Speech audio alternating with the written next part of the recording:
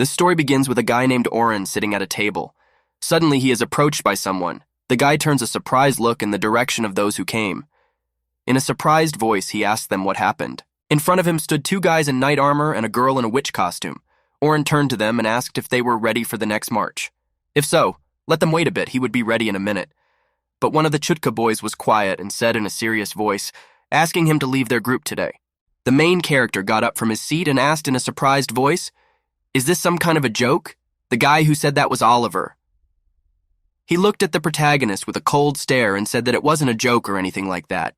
It was the truth. Oren screamed, only one question on his lips. Why? They've been friends since they were kids. He'd been his comrade all this time. It was as if Oliver paid no attention to the protagonist's surprise.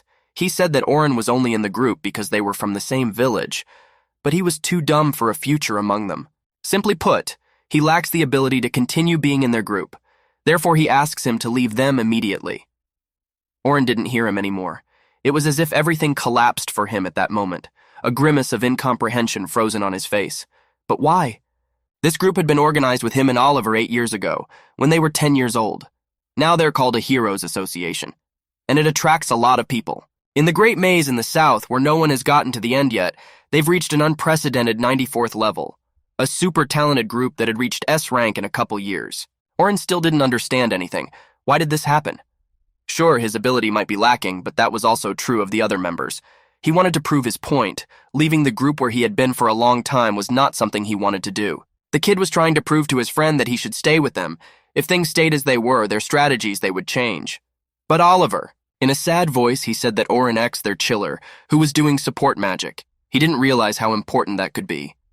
Oliver's face turned serious. But during the Dragon Conquest last month, the guy had realized how important a good hitman was to them. After all, in a team, every member was important to keep everyone alive. But now it turned out that Oren's support magic was very weak compared to the other Hitlers from S-ranked factions. The poor guy stood there and looked at him with an incomprehensible look. Naturally, he realized that he was inferior to the others. His main specialty was swordsman. That's why he developed the original magic.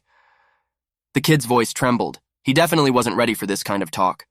Though he realized that it wasn't much, it was bound to happen sooner or later. But Oliver shouted at him to shut up.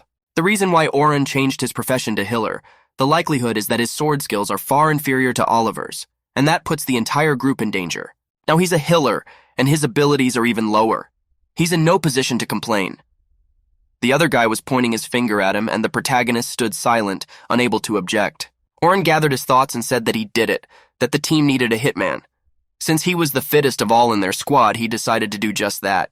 His disadvantages were made up for by his magical technique. Thanks to that, he was able to survive even in the depths of the labyrinth. The boy was trying his best to prove that he could be of use to the team, as he didn't want to leave the place he had settled in. The boy wanted to say something else, but Oliver interrupted him. They are a group of heroes, they need to move on, and Oren is slowing them down. The head of the team said that he has already found a replacement for his role as a hitman. He's very sorry, but that's just the way it is. Despite his words, there wasn't a note of regret in the commander's voice. The protagonist looked at him with a doomed look and realized that at this moment, there was nothing he could object to. At that moment, the protagonist's consciousness seemed to be plunged into a clammy darkness. He did not want to believe what was happening. Time seemed to slow down around him. All the guy's attention was focused on this event. I can't believe he's being kicked out of the band. Is this how they feel about the guys they've been with for so long? If they've already decided on a replacement, there's no room for the guy anymore. In a completely devastated voice, he began to speak.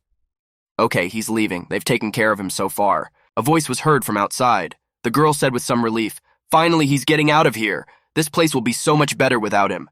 There was nothing but contempt in that voice. The girl who said that was Ari Wilds. She was a mage.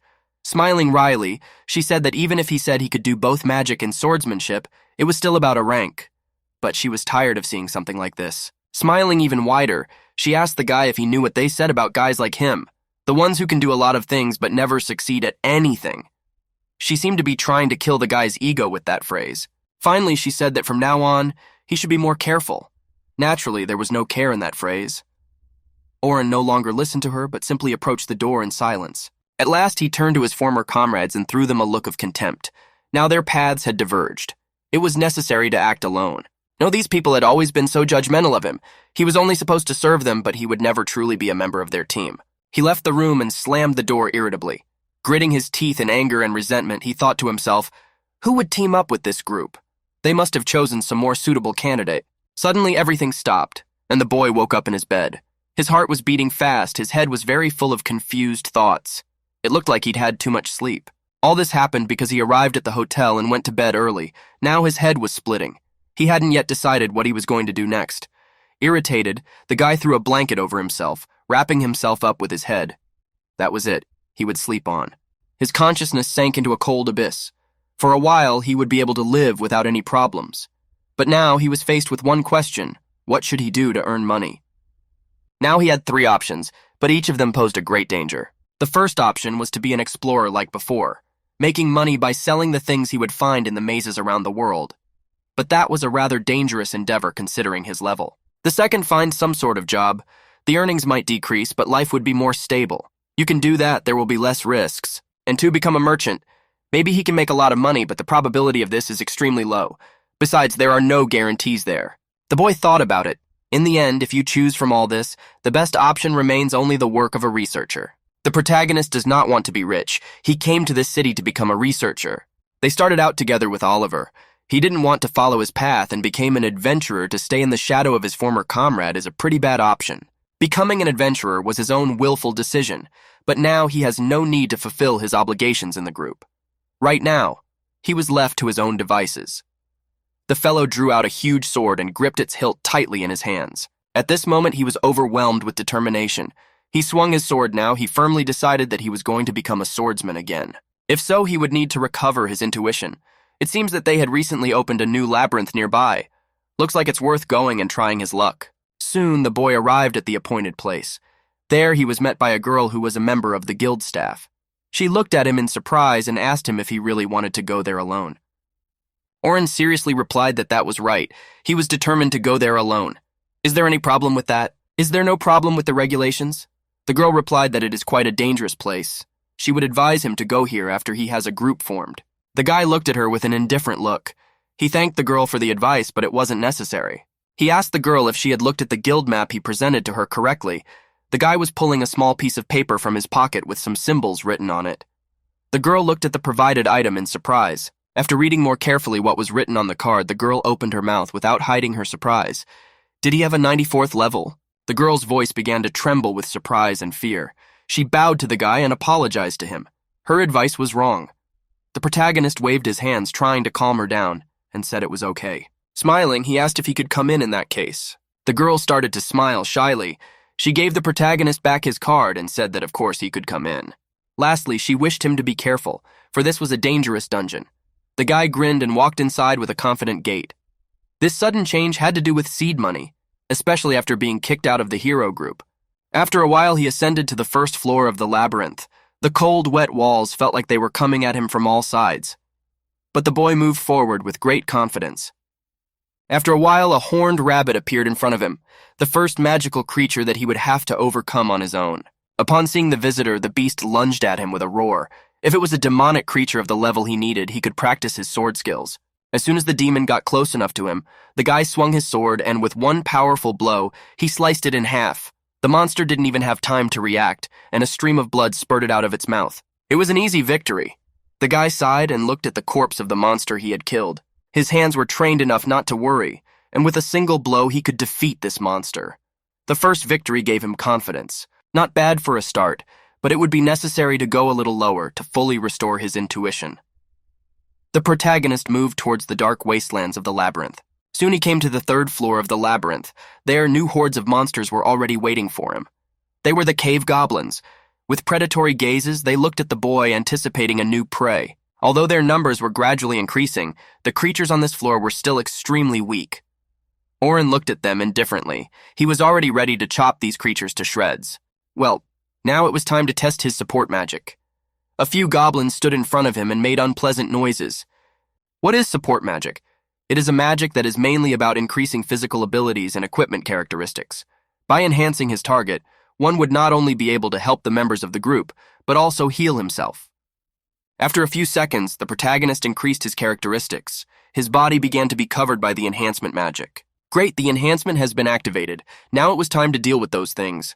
A bunch of goblins stood in front of the guy without taking any action yet. Oren looked at his opponents with a calm gaze. What you need to do now is to deal with them. That won't be much of a problem for you. After a second, Oren grabbed his sword and with great speed ran straight at the bunch of goblins, determined to cut them down.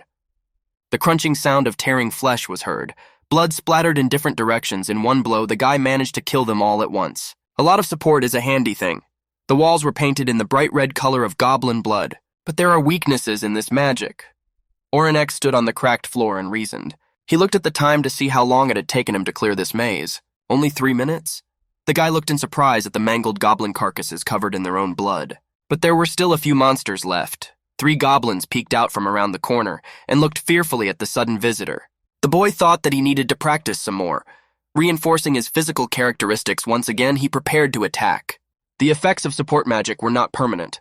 The protagonist swung his sword, cutting down the vile creatures one by one. In addition, the duration of the support's effects differed depending on the individual magic ratio. In his case, it's 180 seconds. Therefore, you have to think about supporting your teammates or fighting by timing your enhancement. The enhancement would end within 3 seconds. After a few seconds, a sign appeared in front of him notifying him of his enhancement. Hilaire, who uses support magic, he is always haunted by time. He is addicted to it. The protagonist once again swung his sword, and beams of bright light spread out in different directions. Fortunately, after this training, his intuition had increased by 20 times. So swordsman and healer. It's a new style that combines 2 specialties. Finally, now he was sure of his abilities.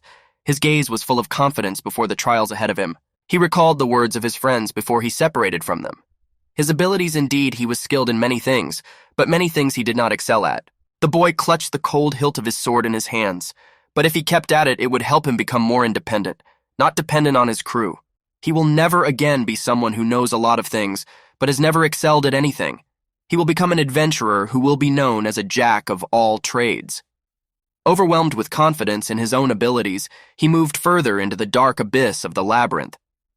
Today he reached here. The boy looked at the map to see where he had reached today. A second later, a sign appeared in front of him, notifying him that a record of the transition had been saved. Crystals worth for adventurers, marking the transition to the next floor. The boy cursed to himself. There was another group in front of him. This could prevent him from practicing and improving his own skills. Several other people stood in front of him. They were talking amongst themselves, discussing the hike. The guy who was in the group of those newcomers said guiltily, they couldn't blame him. He had made the only right decision. The other man was talking angrily. Trapping a girl and escaping it was unthinkable. The guy looked away. The man tried to justify himself. He was saying that a large number of monsters had suddenly appeared, and it was only natural to prioritize them. He had been working with them for a long time, as opposed to a girl who had just joined. Oren turned his back to them and tried not to pay any attention to their conversations. But still, half an ear was listening. He shouldn't have reacted to this, but this girl was just a kid who had bad luck with the group. Now she was in big trouble. To himself, the guy thought to himself, this isn't anyone else's problem, because he understands the pain because he too was abandoned by the band. He lowered his head and began to reason. Moreover, the situation in which she was lured and left for dead, a similar thing happened to him. After gathering his thoughts, the protagonist gritted his teeth and said in a confident voice that he couldn't stand this kind of talk. The people behind him turned around and gave him a surprised look. One of the members of the unknown team asked the protagonist who he was. The guy looked at him with a disdainful look over his shoulder. Moving even closer to them, the guy said that if you listen to them, so they act like children. Instead of going to help the girl, they're standing here complaining about life. Anger glittered in his eyes. People like them are the most unpleasant type of people. One of the strangers naturally bared his teeth in anger, and with a furious shout, lunged at the protagonist. The man swung around and lunged at him with his fists. They said she was alone in a situation like this. There was nothing they could do to help her. His fist was very close, and he was ready to hit the boy in the stomach, but then skillfully dodged, hitting him in the stomach with great force. The man only managed to let out a heavy sigh. He fell to the wet stone floor with a thud. Oren looked at him and said he should let him lie there instead of complaining about his life. Stepping closer to the others, the guy with the formidable voice asked where she was. People looked at him with an uncomprehending stare, not sure what to say. His face turned predatory. He glanced at them and repeated his question in an even more angry tone.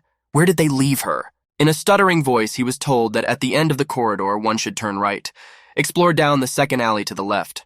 The dark blackness of the corridor was manic in its danger. Without even listening, the boy rushed forward to save the poor girl. One of the squad members fearfully asked, "Did he go to save her?" In parting, the guy replied that otherwise he wouldn't have asked for her location. The girl was shaking with fear. In front of her stood a horde of unknown creatures. They were grinding their teeth. In their eyes, there was only a desire to tear the poor girl. The girl looked at the approaching danger with a frightened look.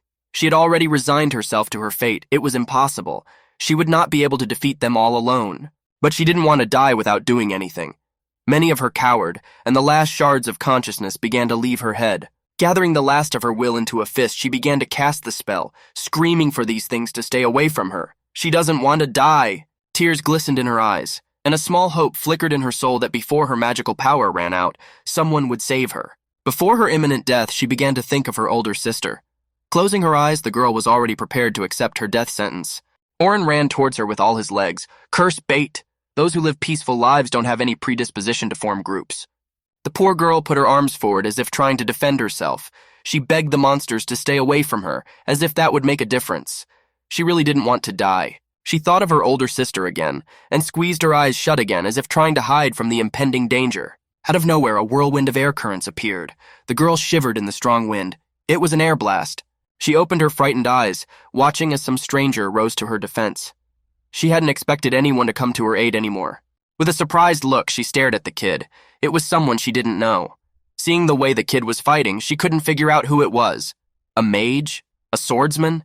Oren concentrated fully on the battle and used support magic. He increased his strength in order to deliver a crushing blow. Determination glittered in his eyes. Grasping his sword, he raised his technique to charge the weapon with magical power.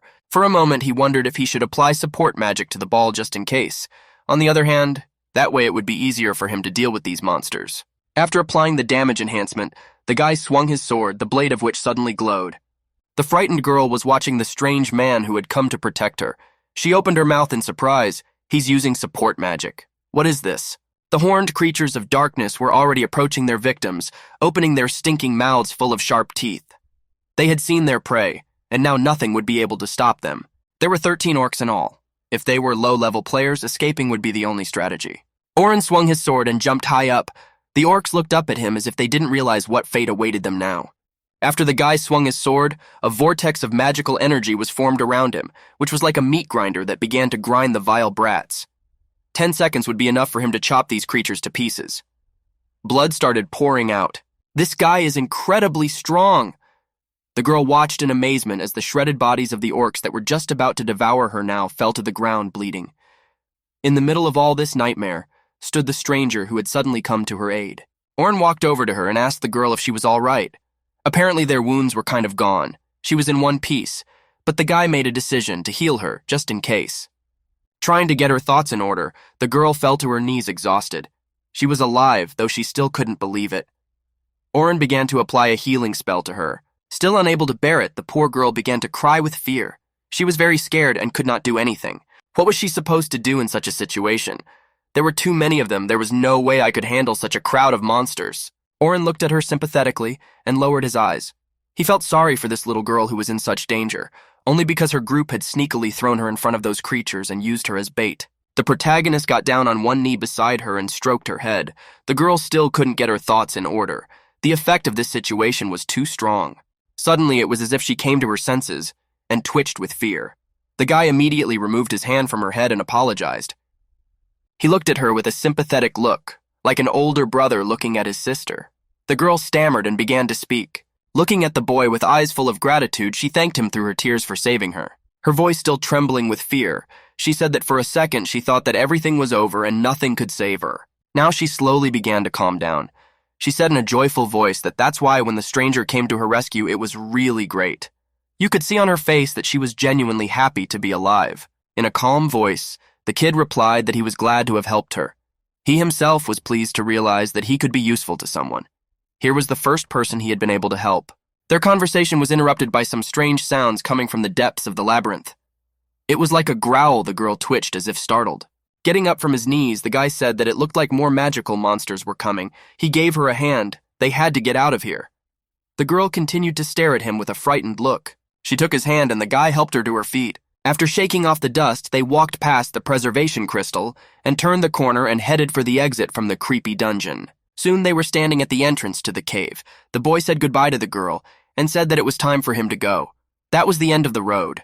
He was about to leave when the girl called out to him and asked him to wait. The guy turned in her direction in surprise. What else does she want? The girl smiled shyly and, squeezing her eyes shut, apologized again. She thanked him for his help. She still couldn't believe it now. I pressed on, and her life was no longer in danger. Besides, the girl said, she hadn't introduced herself. Her name was Sophia Krettel. The girl's voice was still shaking, whether it was from embarrassment or fear. The protagonist looked at her questioningly and began to study the girl with interest. Krettel? Indeed, that's the emblem on her. Strange. After hesitating a bit, the boy replied that it was his fault for introducing himself to me first. He said his name was Orandora. The girl looked at him dreamily and said in a trembling voice that he had a very beautiful name. Suddenly, her voice became surprisingly more determined. The boy looked at her in surprise. Folding her hands, Sophia said that she would like to thank him again.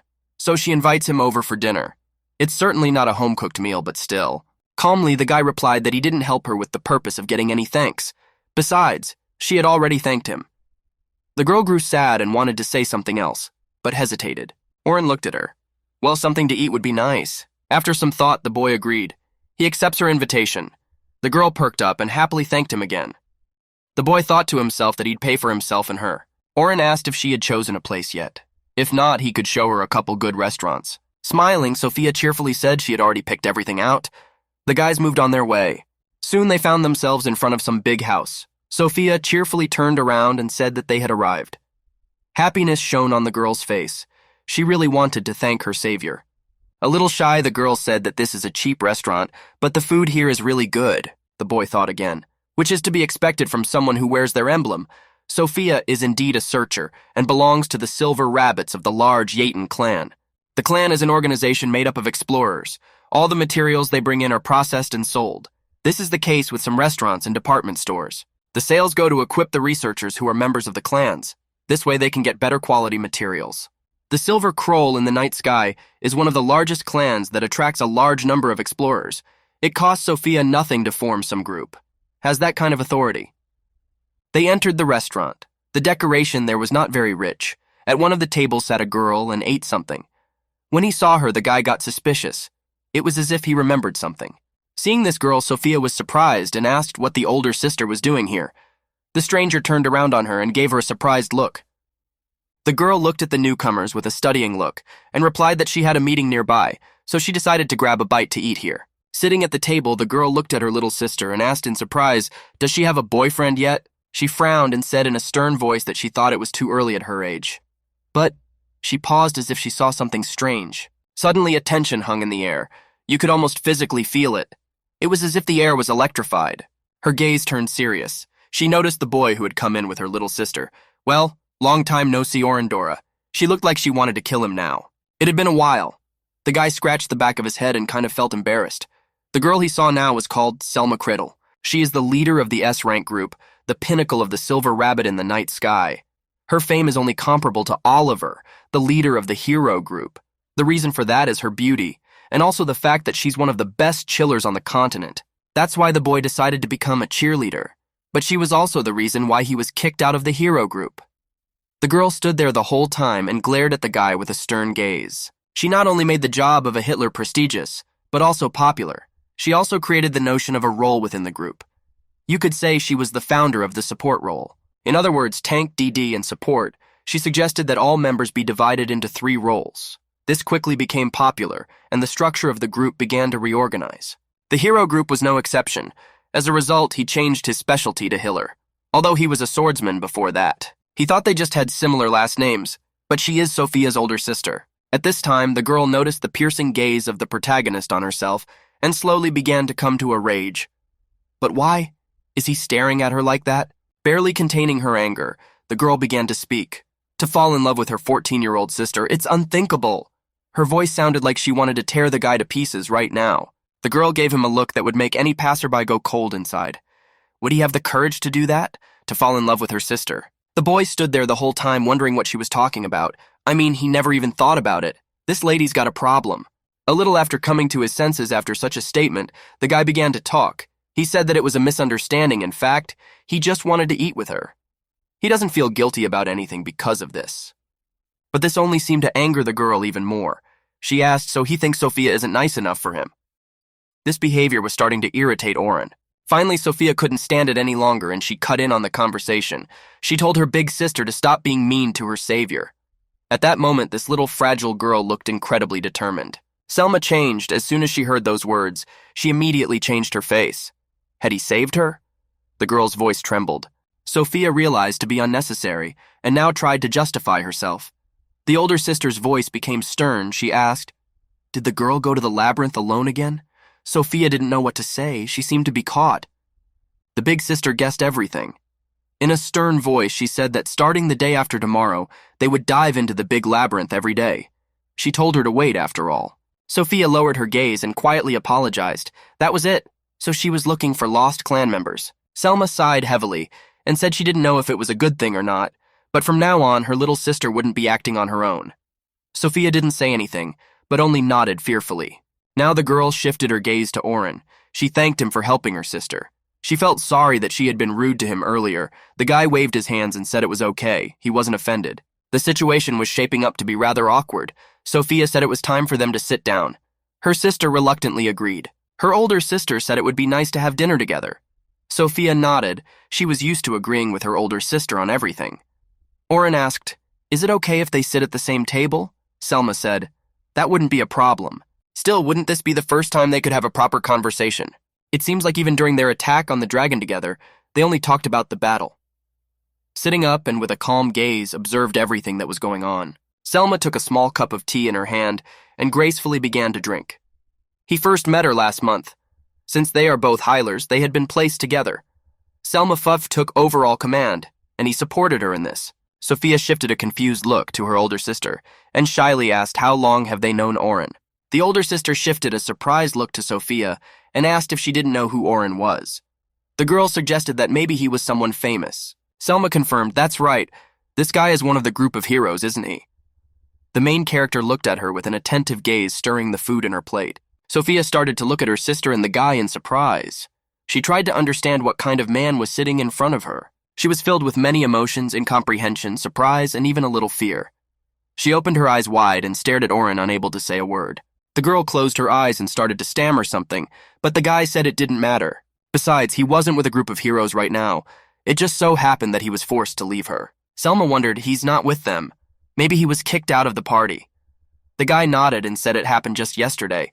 You could hear the annoyance and resentment in his voice. The girl turned to him and asked what had happened to Oliver. If he kicked out someone like him, he should have kept him no matter what. The girls started asking him why he was the one who got kicked out of the group. It was obvious that the guy wasn't particularly comfortable with this conversation. In a calm but angry voice, he said that certain circumstances had come up. The thing was, they were all out for themselves. There was no teamwork between them. Selma wondered if that was it. So now he's free to go. The boy replied that you could say that. Naturally, he was annoyed himself, but it couldn't be helped. For a second, he thought that if this girl was so interested, maybe she wanted to invite him to the Silver Rabbit clan. But after all, he had only recently heard about it from the party members. The girl started to speak in a timid voice. Then if he doesn't have any plans. But the guy didn't let her finish and asked her to wait. He really didn't have any plans, but he had no desire to join any guild. Naturally, he had lied. The girl frowned and asked, weren't they wrong about him? There was an insistence in her voice. She moved closer to him and looked straight into his eyes. It was the perfect chance. The boys couldn't miss it, but they would have to wait for the moment. In a calm voice, the girl said that she would like him to come with her the day after tomorrow. Would he mind helping her with the search? It was as if I could sense hope in that voice. It wasn't my question that hung in the air. Help with the search? Selma continued to look at him with attentive, serious eyes. The boy looked at her in surprise. Is she sure about this for sure? The girl's voice sounded serious, so she was sure of every word she said. The Silver Rabbits in the night sky are planning another attempt. Therefore, they need adventurers of rank A and above to descend to the 5th floor of the Great Labyrinth South tomorrow and the day after tomorrow. After thinking for a bit, the guy said, that's a rather unreasonable schedule. It takes half a year to a full year. The girl you confirmed that it was unreasonable, but doable. If one took the shortest path she was quite serious, so it was clear that she had no plans to back down. She continued, especially all because of their sponsor. The team is rocking this situation too. The guy sat there silently thinking. He would need to weigh the pros and cons. The sortie was a pretty dangerous endeavor, but on top of that, he would now have a chance to solo. After a little thought, he said that if they had a bad plan, they could talk it over with their sponsor, unless they're going there for some other reason. Newbies can't beat floor bosses. If they were to explore more gentle floors, they could increase their clan's overall strength. After saying that, Selma's eyes widened in surprise. Did he notice this just by talking to her? He's smarter than she expected. But as long as experienced adventurers are around, they can lead them. A rookie who accompanies an adventurer registers crystal and doesn't fight the boss. In other words, this greatly limits the newcomer's ability to develop skills. After gathering her thoughts, the girl began to speak. She said that everything the guy said was correct. Therefore, she wants him to accompany her during the research. The girl said she thought it would be important for him to hear their plan. That's why she is telling it to an outsider. Oren studied her carefully. Suddenly, her voice changed somehow, and the guy was even a little embarrassed. She looked at him with a look full of hope. Oh, Selma said that she thought highly of him. Her eyes burned with hope that the guy would agree after all. She took his hands and looked straight into his eyes. The protagonist looked at her with a surprised and confused look. What was she up to? At this time, the girl, as if not noticing his facial expression, continued. She said that she realized it during their conquest of the dragon together.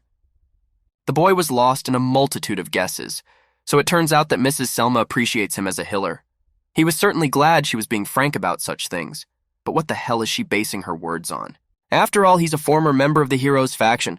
Oh, and during their conquest together, his support magic succumbed to her. Does she want him to become a hitman again? Come to think of it, he would soon regret it. The boy didn't know what to think. He took his hands away and thanked her for saying so many nice things, but he had his own plans. The girls looked at him with sad eyes. It was obvious that they were very upset by this answer. It seems that they lost a good chealer. Sophia suddenly became animated and turned to the boy. He looked in her direction with a surprised look. The girl timidly began to speak. She said that she would participate in the expedition as a newcomer. Hope still glittered in her eyes. So whatever it was, she would be very happy if the guy participated in this expedition. She looked straight into the main character's eyes with a pleading look. It seemed like she was ready to cry now. At the sight of this child, even the most callous heart would probably melt. The older sister looked at the boy with an expectant gaze. She asked, "So what did he decide?"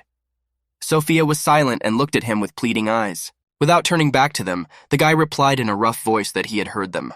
After which he waited a short pause and replied that he agreed. He would help them. The girls were alive in an instant and their faces lit up with joy. However, it was too early to rejoice. The boy said he had one condition. Sylvia asked what was his condition. She would try to fulfill it. In a serious, indifferent voice, the guy said that it looked like they were evaluating him as a hitter. But from now on, he's going back to being a swordsman.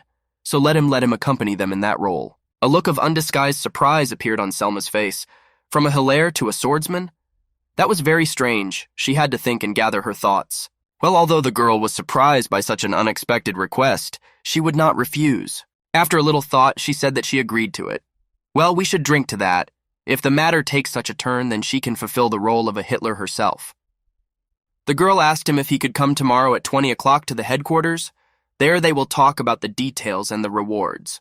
Finally, after the discussion, they proceeded to eat. The guy nodded his head in agreement and they started eating. Soon they were done, and they walked out of the restaurant. Sophia sighed. The gentleman had ended up paying for himself. Her older sister reassured the girl and told her not to worry. The guy didn't want them to pay for him from the beginning. The little girl was surprised. However, this man helped her a lot. Mr. Oren is really a good person. There was admiration in the girl's voice. Stuttering a little from the emotions overwhelming her, Sylvia said that she wouldn't lose to anyone either. Even if it was orcs, she could defeat 100 of their kind with no problem. And she will help her little sister, because she loves her more than anyone in this world. Sophia confirmed, for she knows her little sister well. A happy smile stretched on her face. Her sister is the most outstanding hitter. Plus, she's her best friend. Sylvia was very happy that this little girl was all right. She was still incredibly grateful to this man for saving her. The girl was still torn on how she could get revenge on the group that had abandoned Sophia. She had heard exactly everyone involved and would be able to do something about it. Apparently noticing her older sister's confusion, Sophia turned to her. As if coming to her senses, Sylvia apologized to her for making her worry. Soon the girls came to a large building. It was the main headquarters of the Silver Rabbit clan. The monstrous building towered upwards of many tens of meters. Now they should focus on finding the adventurers. Big Sister said she would provide a report on today's events. And Sophia can go back to her room. The girl happily said that she understood everything. In parting, little Sophia turned to her sister.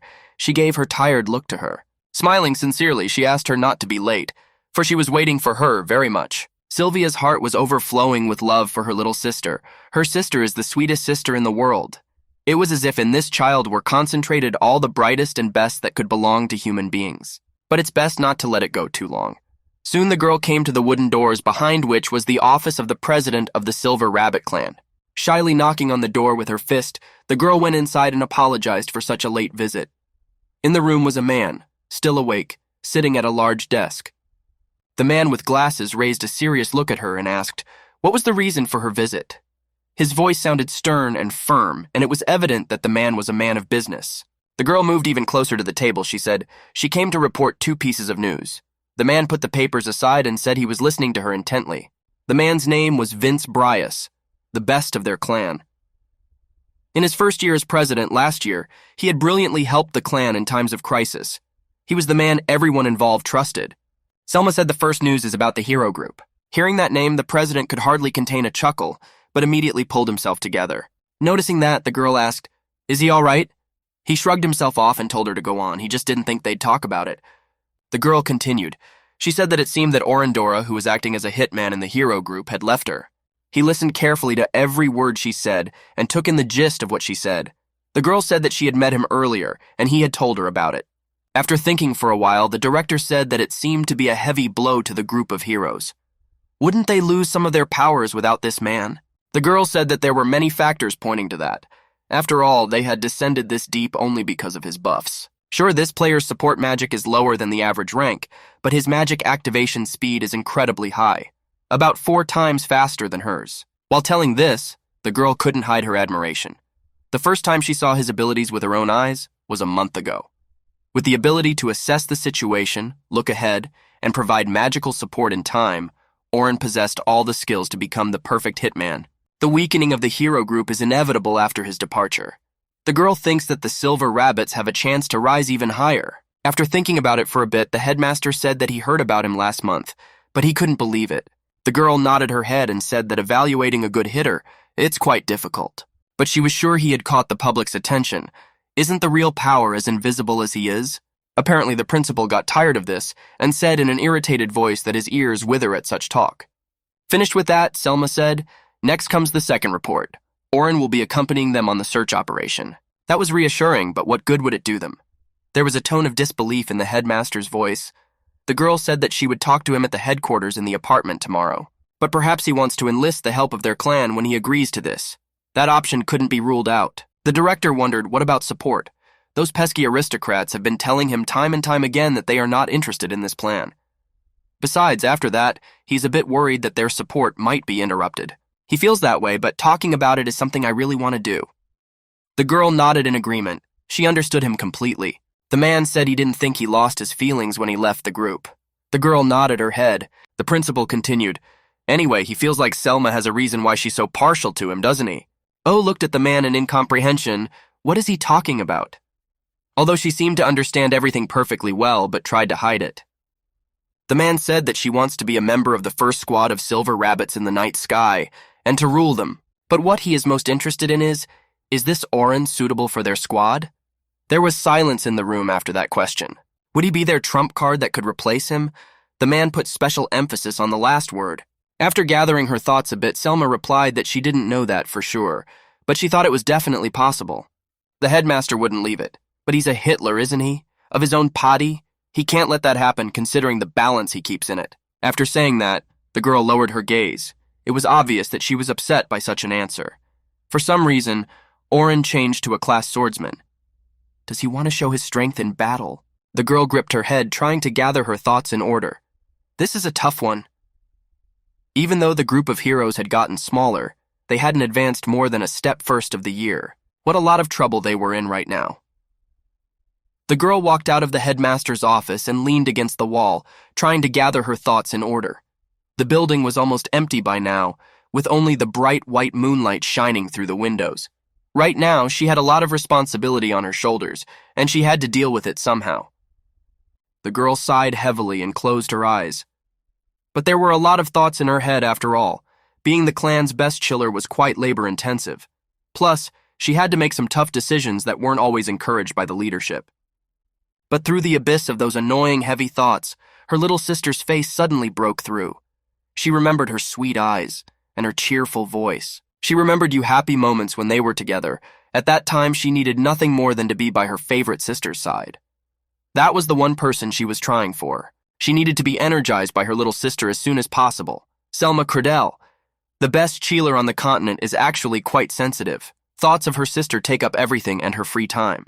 The next day, the neat little houses towered into a sky that didn't have a cloud on it.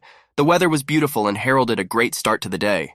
Oren opened the door with a creak and said hello to who sat inside. The older man looked up and said hello to the kid. He continued to stand in the doorway, not daring to come closer. After a little thought, he did move closer to the desk. Oren said that he's going into the labyrinth tomorrow. Therefore, he is going to replenish his supplies. The old man was surprised. At the desk sat a plump old man with a large, malleable beard. He was very happy that a new customer had come to him. This grandpa is the head of this store. The most interesting thing is that for him, he's a real grandfather who loves him because he remembers his parents. On the shelves of the store stood a lot of different goods. In a good-natured voice, the grandfather said to the kid not to hurry. The number of his customers had just settled down. Thanks to Oren, this store was beginning to flourish. The old man blurted out grateful words, all thanks to the kid and his achievement of being the best adventurer. Oren stood and listened to these grateful speeches. Closing his eyes, the grandfather politely said that he appreciated everything the lad had done for him. Oren interrupted him and an awkward pause hung in the room. The guy lowered his head and apologized, saying that he wasn't really a member of the hero group anymore. From now on, he was no longer fit to promote the store. You could hear the sadness in his voice that he would no longer be able to help this man. With each word, the guy's voice became sadder and sadder. Since he's no longer with the group, he doesn't have any influence, and therefore he can't help in any way. Still with his head down, the protagonist started apologizing to the old man again. He was truly sorry. Oren bowed his head, trying to justify his powerlessness. The old man just stared intently at the guy who had come to him. After a moment, he stroked his head with a sort of fatherly warmth and said carelessly, from what only children worry about in their time. There was so much kindness and affection in that phrase. Grandpa said he was happy enough that they had the opportunity to talk to each other now. Oren opened his eyes in surprise. So the old man wasn't angry with him? The boy stepped a little farther away and didn't know what to say. The old man continued. He said that everything else depended only on the guy's efforts. It was obvious that he wasn't offended at all. That's what put the protagonist in a stupor. The old man continued talking as if nothing had happened. He said that Oren had done enough as it was, after which he heartily thanked the kid once again. The kid's lips moved uncertainly, and he started whispering something right under his nose. For that, he should tell him thank you. Oren looked down at his feet, trying to find words that would fit the situation, but he couldn't. A traitorous lump came to his throat and he was ready to cry. Grandpa said in the same friendly voice that he was not. The boy seemed to put up with it all the time. He was having a very hard time, and the old man understood that. Already beginning to almost sob, the protagonist asked why he was crying then. The old man only squinted and smiled at him. Oren lowered his head and stood in front of the large desk, almost ready to cry. At that moment, the grandfather looked like a kindly Santa Claus. His beard stirred, indicating that he was smiling. In a good-natured voice, he said that sometimes things can be hard, and there was nothing wrong with crying to let the emotions out. Oren stared at him, unable to find a single word to say. At that moment, he realized that this man, a seemingly ordinary shopkeeper, had become one of the closest people in the world to him. His lips moved, and he barely audibly whispered words of gratitude under his nose. Soon the boy was already moving down the stone street. He still had to meet Selma as agreed. Twilight was already beginning to fall as a familiar silhouette appeared in the distance. The girl looked at him. He had come after all. In a quiet voice, she told the protagonist to follow her. She would guide him to the spot. Was it her imagination, or did the guy look happier now than he did yesterday? Did he feel good about leaving the hero's party? The guy accordingly nodded. Soon they came to a large headquarters building. This is the place. This was it. There were a lot of people piled up south of the entrance to the Great Labyrinth. They were all seekers who were ready to rush inside right now, on a treasure hunt. The boy stood watching the scene as he was suddenly called out by a familiar maiden's voice. It was the two sisters. They looked at him with joyful eyes, as apparently they were happy to see him. Sophia's face glistened with a peculiar joy. It was the girl who was very glad that her savior had agreed to accompany them after all. The boy greeted them as well and came closer. The day was in full swing, with white fluffy clouds flying across the sky, all indicating that this outing was going to be a beautiful one. The girl stretched out more of a smile and looked at the boy with squinted eyes. She also greeted him, this time just like then. Did she have a new uniform? Oren said she looked great in that dress. The girl's eyes opened wide when she heard that, and her face lit up red with embarrassment, and she put her hands to her mouth. Barely audibly, she said, "Thank you." It was obvious that the girl was very embarrassed. Selma, apparently noticing all this, frowned and said that the guy seemed to be used to talking to girls. What had he had affairs before? The guy didn't know what she was talking about and stared at her extra two-dimensionally. He replied that he hadn't had anything like that. Being in a hero group, he lived together with a participant. So the reason is probably because he's simply used to this sort of thing. The girl seemed to understand everything. That's how it is. All the brave heroes live in the same mansion. It was as if she could hear the contempt and envy in her voice. Sophia asked the guy with interest, where does he live now? He replied that he was currently living in a hotel, but was thinking of renting a room. For some reason, Selma was horrified by such a question. In a frightened voice, she asked her sister why she was asking that. A hunch flashed through her mind. Maybe she wanted to push him into it. But immediately, she pulled herself back and said it was different. She was just a little nervous. The horror. Her sister's stupid. The guy just smiled as he watched the two sisters fighting. It looked pretty cute from the outside. By the way, the girl asked, why is the guy so far away from everyone? He replied that he was a stranger to them, and he wondered if it would bother the pledges. Surely all the newcomers stick together. Indeed, a lot of people huddled together in a group and tried to keep up with each other. It was as if Selma remembered something and her eyes brightened up. She said that she would use her power to relieve the tension of the newcomers and invited the boy to follow. He only looked at the girl perplexed. What was she going to do? The kid still didn't understand what was about to happen. Selma ordered her sister to join Beta's own group. The girl nodded affirmatively. The boy was pensive. What should he do then? They walked along with Selma in the other direction. They definitely had something to do. The boy's face reflected an incomprehensible emotion. He didn't seem to be sad, but still some anxiety was present. Is this search training? The guy followed the girl who was walking forward without turning around. The headquarters of the Silver Rabbit stood in the same place, towering towards the night sky. Soon they came to it. Last night they had come to the headmaster's office to discuss some matters. As promised, Oren came to their headquarters. President Vince was also there. Selma told about the project in general terms. The guy stood in front of the director and the girl and spoke in a firm voice. In other words, it was necessary to summarize. The search period will be 3 days. Their target is from the 1st to the 5th floor, on the Great Maze. Given that they need to ensure the safety of the newcomers, they won't stay overnight and return when they reach the floor. There are 10 pledge groups participating. 1 leader is responsible for 2 groups. 5 leaders are in charge, including Selma and his. The battle with the demonic beast is conducted by the pledge group 1 at a time. In the event of an unequal battle, command passes to the leader. The boy asked, did he understand everything correctly? The girl nodded back at him, right. The sooner he understood this plan, the better. At least they would have a march. Selma asked the guy if he had any questions left. The guy replied there was only one question. Why are there only 5 leaders? A look of doubt was reflected on his face. If they dared to go this illogical way, it would be possible to take a rank A group, and supporting the newcomers in such a case would greatly be able to reduce the overall risks. Replied that their main goal was to bring as many newbies to the lower floors as possible. Her face stretched in a beaming smile. Some difficulties lead to the growth of newcomers.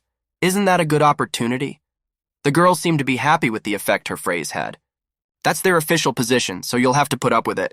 They don't care about the process in a plan like this, where the most important thing is the result. They must have another reason. The boy was lost in conjecture. There were too many questions. But he didn't think these people would tell him everything. After a little thought, he sighed heavily and said that he would help them. The girl nodded affirmatively and thanked him. His reward was 2 gold coins, which she handed to the guy, and the other 10 she would give him upon completion of the task. The guy was in a bit of a stupor at this. Wasn't it too expensive? If they succeeded, he could live for a whole year without denying himself anything. Smiling good-naturedly, the girl replied that it was all because of his skills. He'll have to try harder tomorrow. Oren was still in a bit of shock and just stood in the middle of the room and looked at them with a surprised look. Still gathering his thoughts, in a slightly shaky voice he said that he would do his best tomorrow. It was already deep night outside the window, and everyone was long asleep. After all, the president hadn't said anything about it. He still had doubts about the contents. Selma approached the group of people and greeted them with a good-natured voice. Oren stood a little behind. You in turn greeted her in return. Oren stood a little farther back and watched everything that was going on. The group of people consisted of 3 people, 2 guys dressed in armor and a girl dressed in a mage costume. One of the guys had a haughty smile on his face. So these are the other leaders. Well, we'll have to get acquainted. The girl started talking, introducing the guy to her coworkers. She said this is the man they were talking about yesterday. She could guarantee his experience. One of the people standing nearby said that if Mrs. Selma approves of all this, it would be promising. The other 2 people corally confirmed that they expected a lot of trough from him at this point. The guy got a little embarrassed. No need to set expectations so high, please. Oren introduced himself and said he would take the attacking position in the vanguard. He was glad to meet them. The other leaders smiled and good-naturedly said that they should introduce themselves as well. There were 2 men among them. They were tanks. One of them with white hair was named Bando, the other with hair a little darker than Ansel.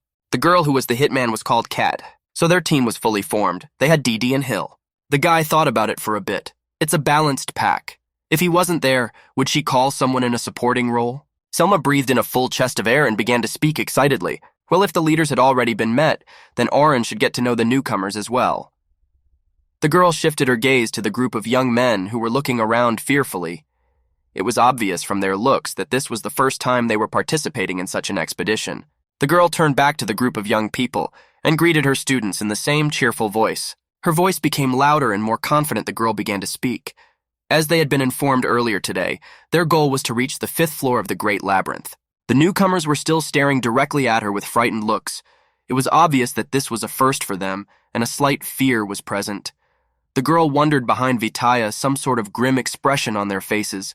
Were they afraid, so suddenly to find themselves in the abyss of the Great Labyrinth?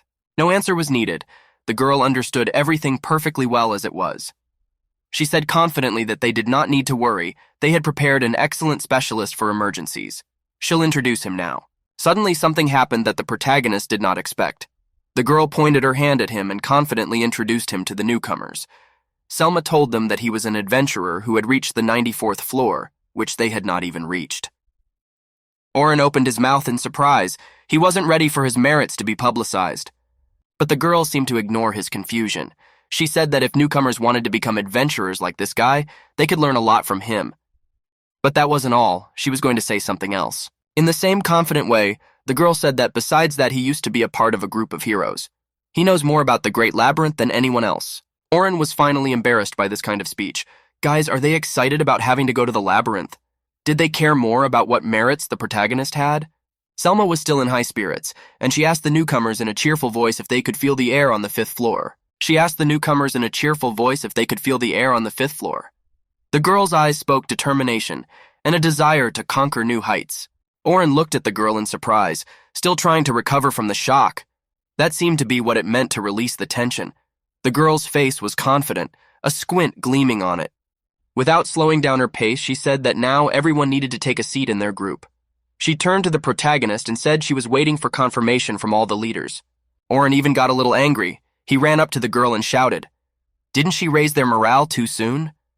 The girl indifferently replied that no, Oren's achievement in the hero group would still play a role. After all, their goal was to send the newcomers into the labyrinth with peace of mind.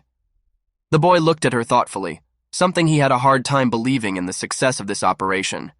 Maybe it was true, but he had his doubts. As if remembering something, the girl twitched to herself and said that the main character is now the leader of the 10th and 9th group. The 10th includes the most promising newcomers. If they practiced within the group, it would be useful in the middle of the maze. The girl took his hand again, which made Toth even more embarrassed. Well, she gave it to him so he could get started. It was all so fast that it took the guys a while to gather their thoughts. The protagonist pondered, rookies with high potential. Had the leaders done the right thing to put a stranger in charge of training them?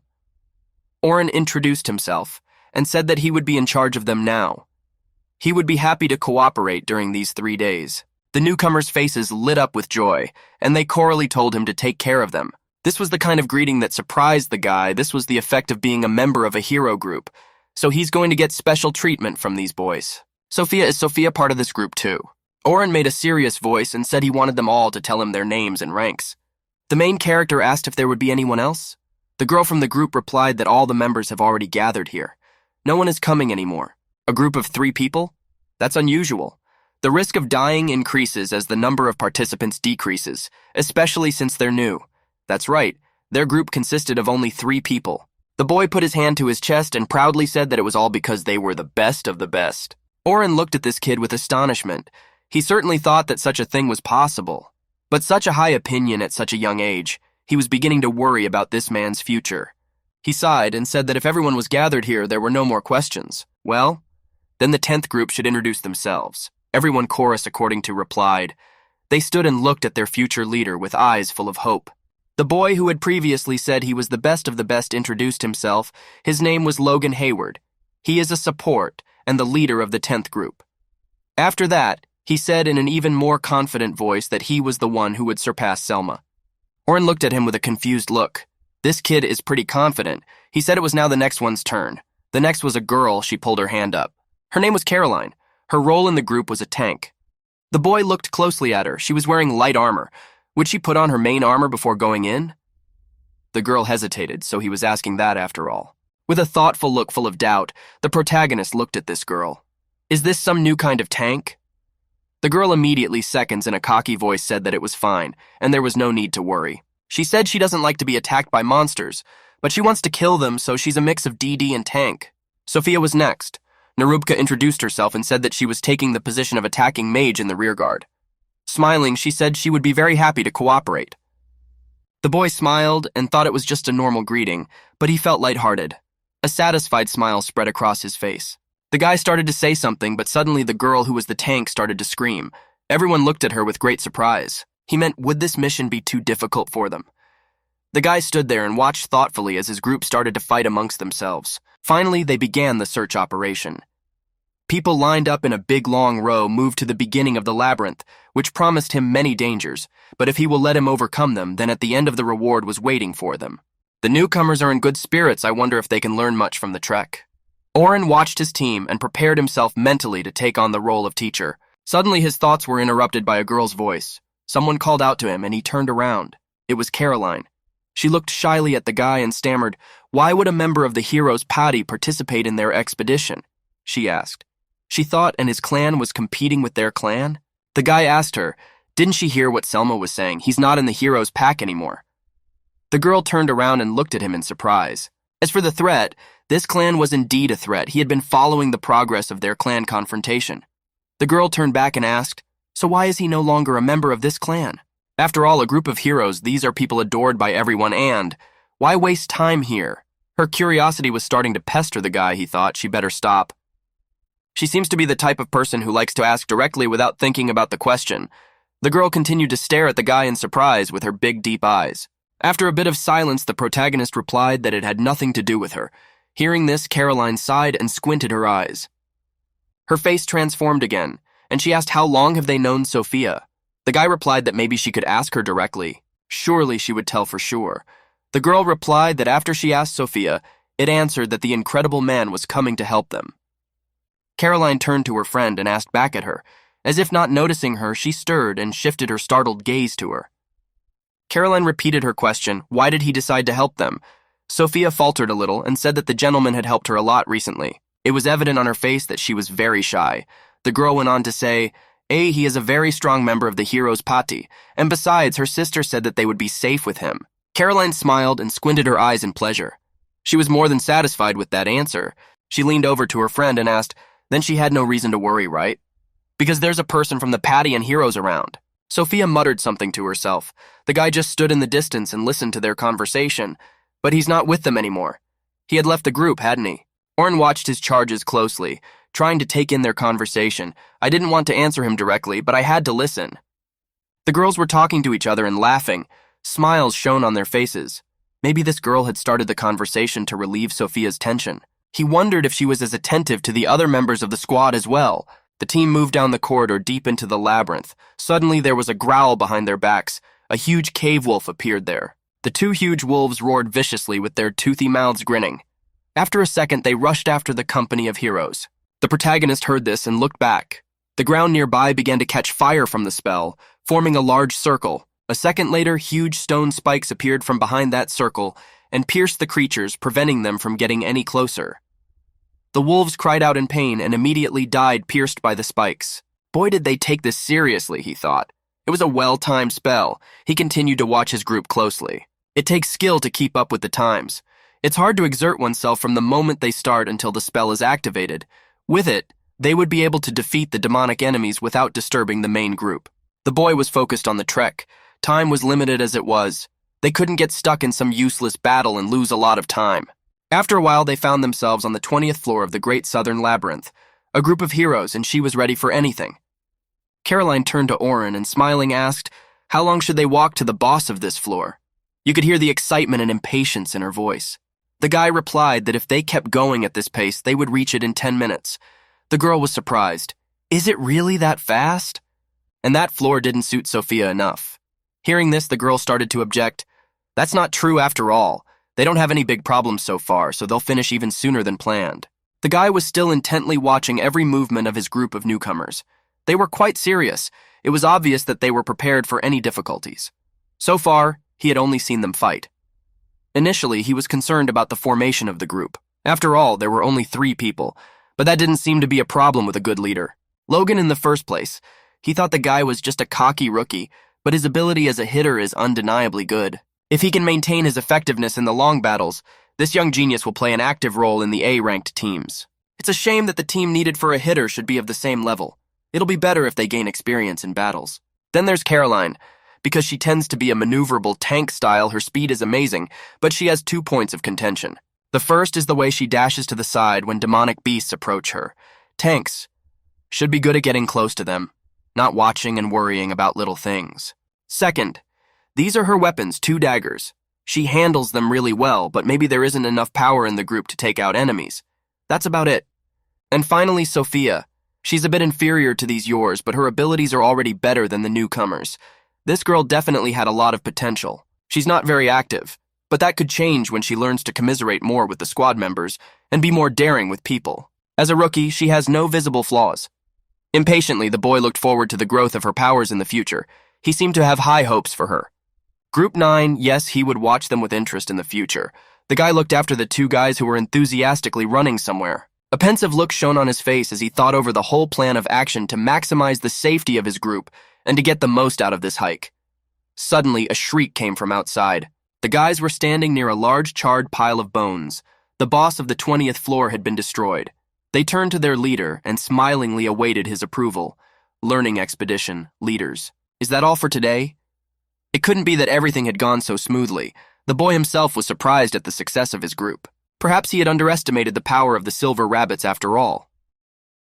Selma clapped her hands and cheerfully said that they had done a great job.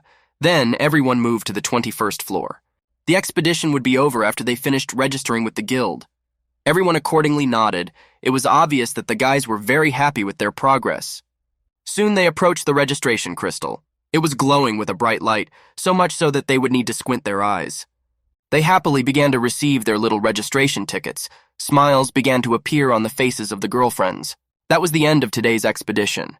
The sun was already setting behind the horizon, and it was time to head back to the headquarters. All the teams had already left the labyrinth and were now spreading out like ants to their homes. Oren was about to leave, but Selma called out to him and thanked him for his hard work today. The boy turned to her in surprise. He mutually thanked the girl, and she asked him how he liked today's newcomers. What conclusions did he draw? The guy thought for a moment and began to speak. In general, the 9th group is looking forward to further action. As for the 10th group, it's just as she said. They are all quite promising rookies. But they don't cooperate with each other, especially Caroline, who acts inconsistent with her role. Targetus laughed and clearly tried to hide her embarrassment. However, compared to past attempts, marginally improved their skills. The boy wondered. If everything was like this now, what were they like before? It had been a day since their last outing. The boy stood in his room with a piece of paper unfolded in front of him and read carefully. With each line he read, his face grew more and more concerned. His eyebrows drew together, showing that he clearly didn't like what he was reading. In front of him was a newspaper. On one of the pages of the newspaper, there was a headline, exclusive coverage of the fact that the hero's Paddy had replaced the Hyler after all. Thus, his banishment had become public knowledge. He wasn't happy about this news, and now people would probably start looking at him with a skeptical eye. According to their leader, the unrivaled swordsman Oliver. The most important factor in replacing this position was that the predecessor didn't have any outstanding abilities. The guy read these lines and slowly boiled inside with anger. He clenched the newspaper in his hand and was ready to tear it. Oliver didn't know that Oren's abilities were below the average hitter's level. On top of that, their new recruit yesterday was Philly Carpenter, who had been actively involved in researching the Great Labyrinth of the West. With her skills, she approaches the strongest Hitler on the continent, Selma Crodel. From the page of the newspaper, a pretty girl was looking at him. The guy sighed heavily and covered his face with his hand. At least until the expedition was over, it would have to wait. The faces of his recruits flashed through his mind. If they found out that he hadn't left on his own, but had been kicked out of the hero group, things might not go well. The fear in his mind was that once the students found out about all of this, their opinion of him would change, especially Logan from Squad 10. The guy didn't know if such a smug kid would listen to his orders. Oren started to get dressed. He had to get ready for his next outing.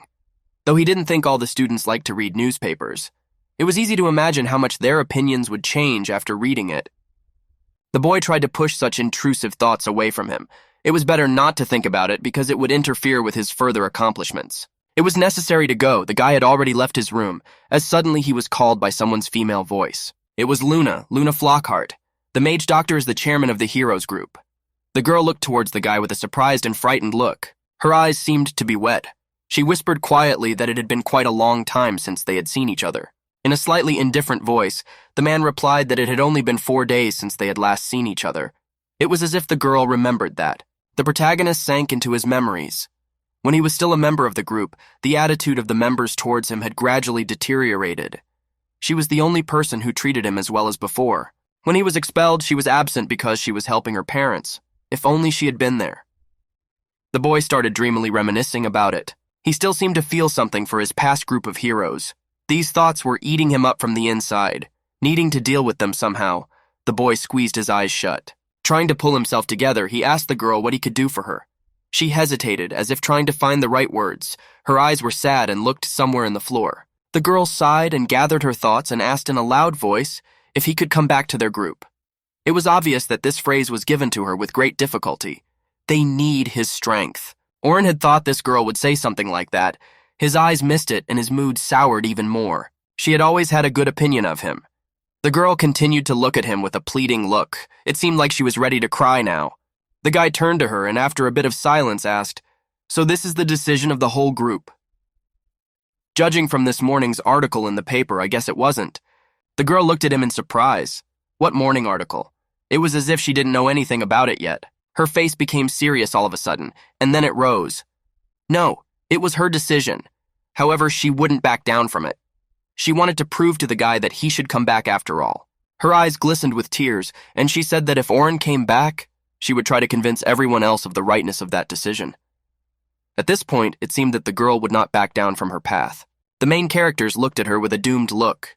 It seems like this girl really wants him back. Luna looked at him with eyes full of hope and regret at the same time. But it was too late. The guy stood and lower in his head silently looked at the girl. He hated to disappoint her, but he realized that he had no other way. Gathering his thoughts, he said that judging by this article in the newspaper, he no longer had a chance to go back. He didn't even look into the girl's eyes from under his big bangs. And he had no intention of going back. The girl apologized to him and rambled on that she hadn't read the article yet, so she didn't really know what it was about.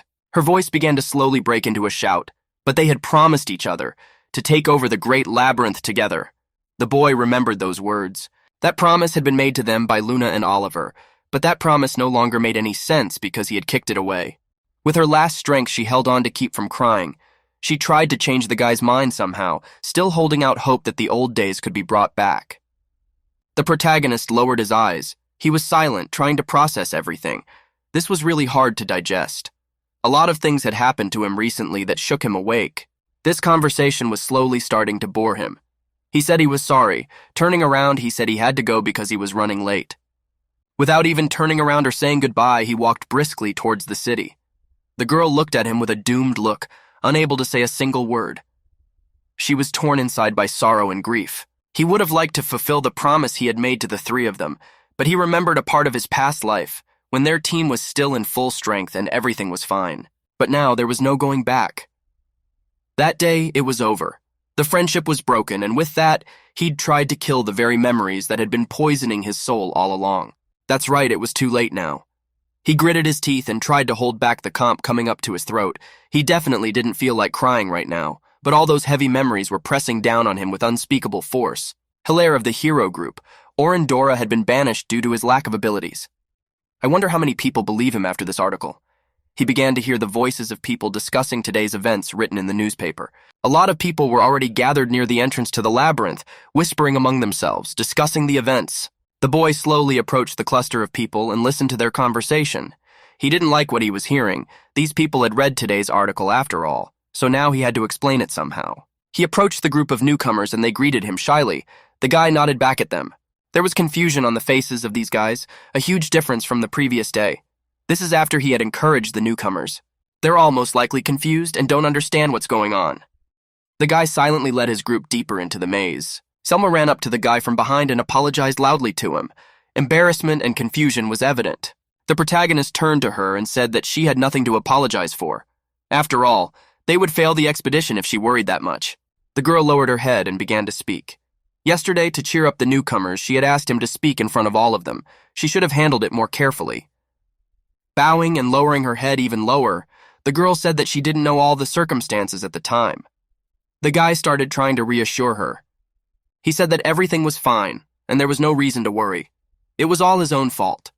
He had made things uncomfortable by his silence, but still their training expedition was going well.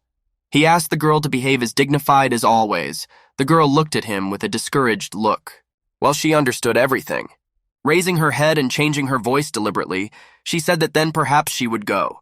She would leave the supporting role to him. The guy looked at her with an emotionless look and said she could rely on him there. Soon Squad 9 and Squad 10 arrived at the gathering point and looked into their hopeful eyes. All the members of Squad 10 stood in front of him and cheerfully said hello to their leader. A smile shone on the faces of the two girls, while Logan was completely serious. Squad 9 was more confused. They too said hello and began to look at each other fearfully. The main character looked at them with a sad look and asked, "Did they all understand the content of this morning's article?" They all fell silent and looked at their teacher with surprised looks. They didn't know what to say. They all understood, but at this moment it was better to keep silent. He continued to speak. "This article is almost true. He was kicked out of the group because he was powerless, so he's not the hero they're all waiting for."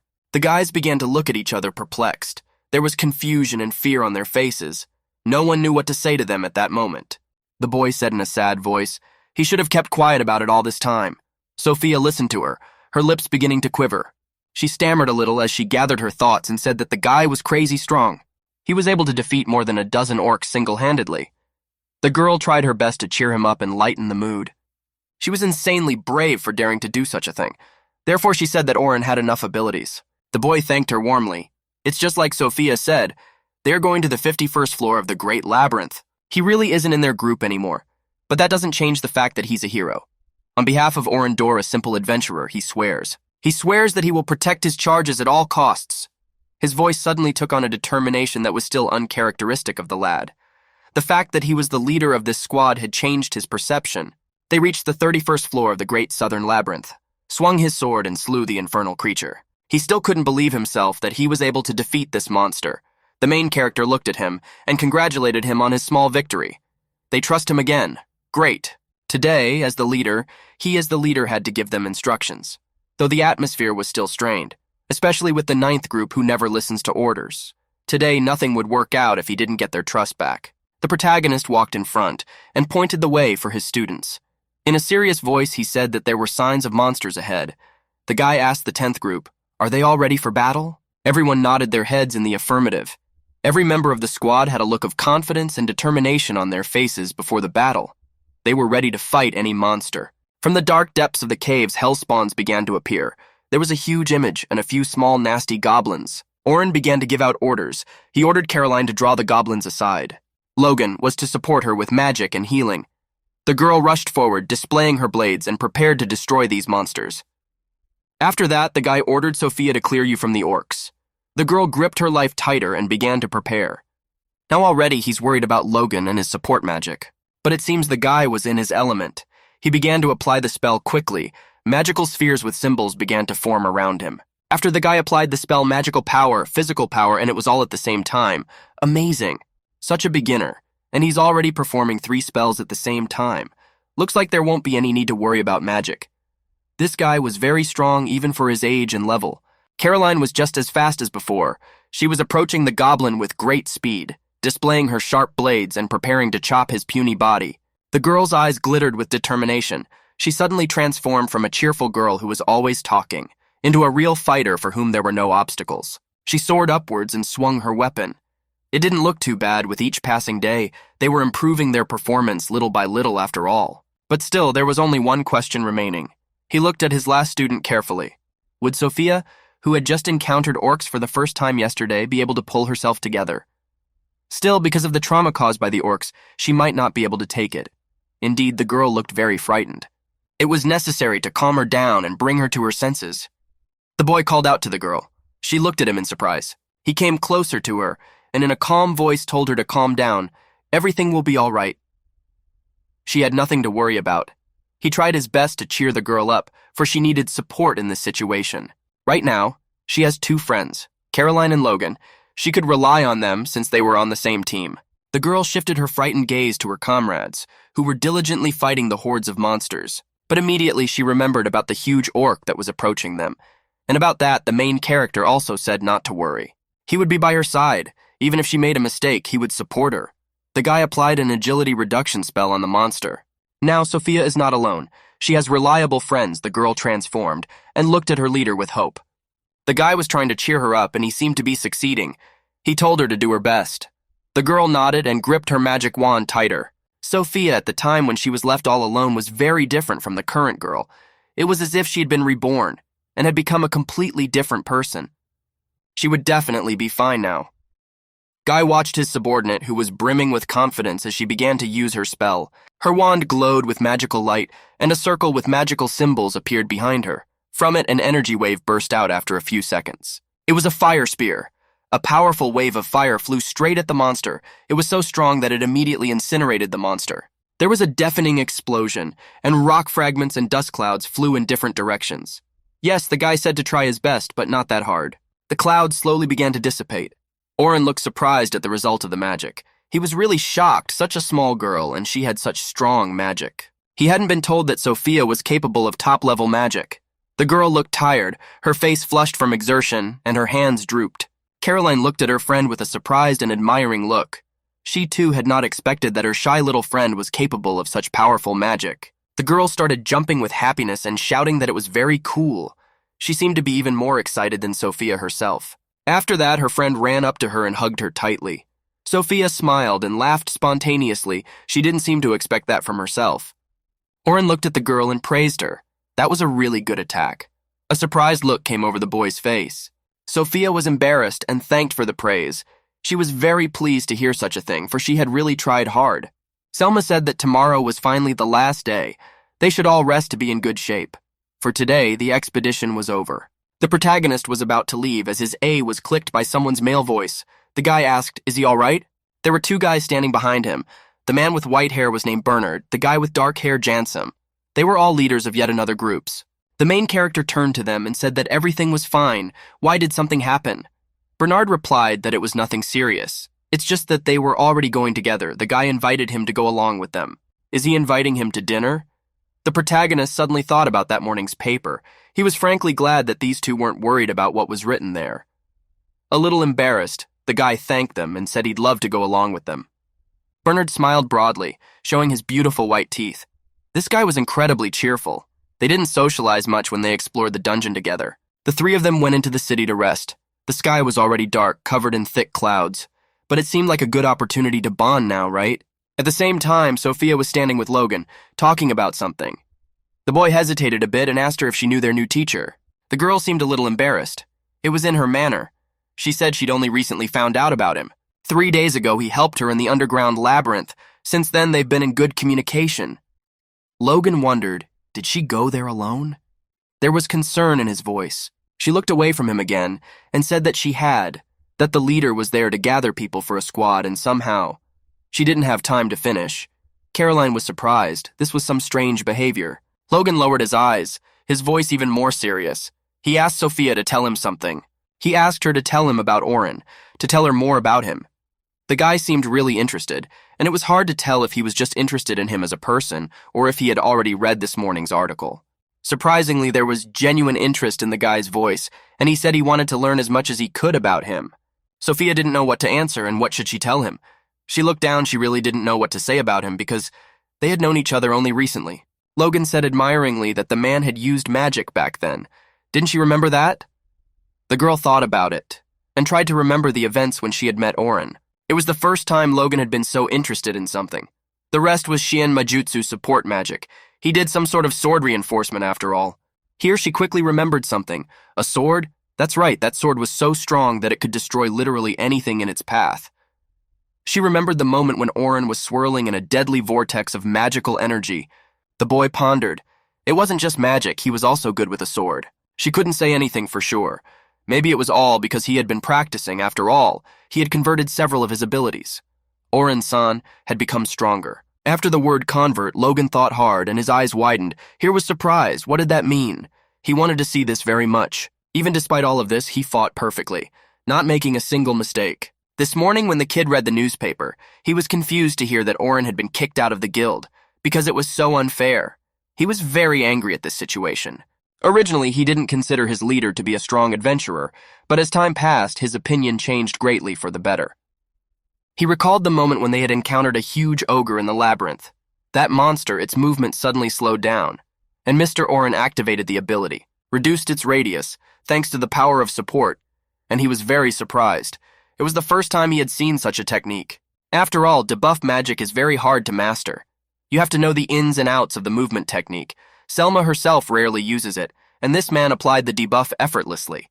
Many times he had fought under his command, and each time he had admired this man, admired how skillful he was with his techniques. On their first outing, when he had just learned support magic, they had dealt with the enemy very quickly.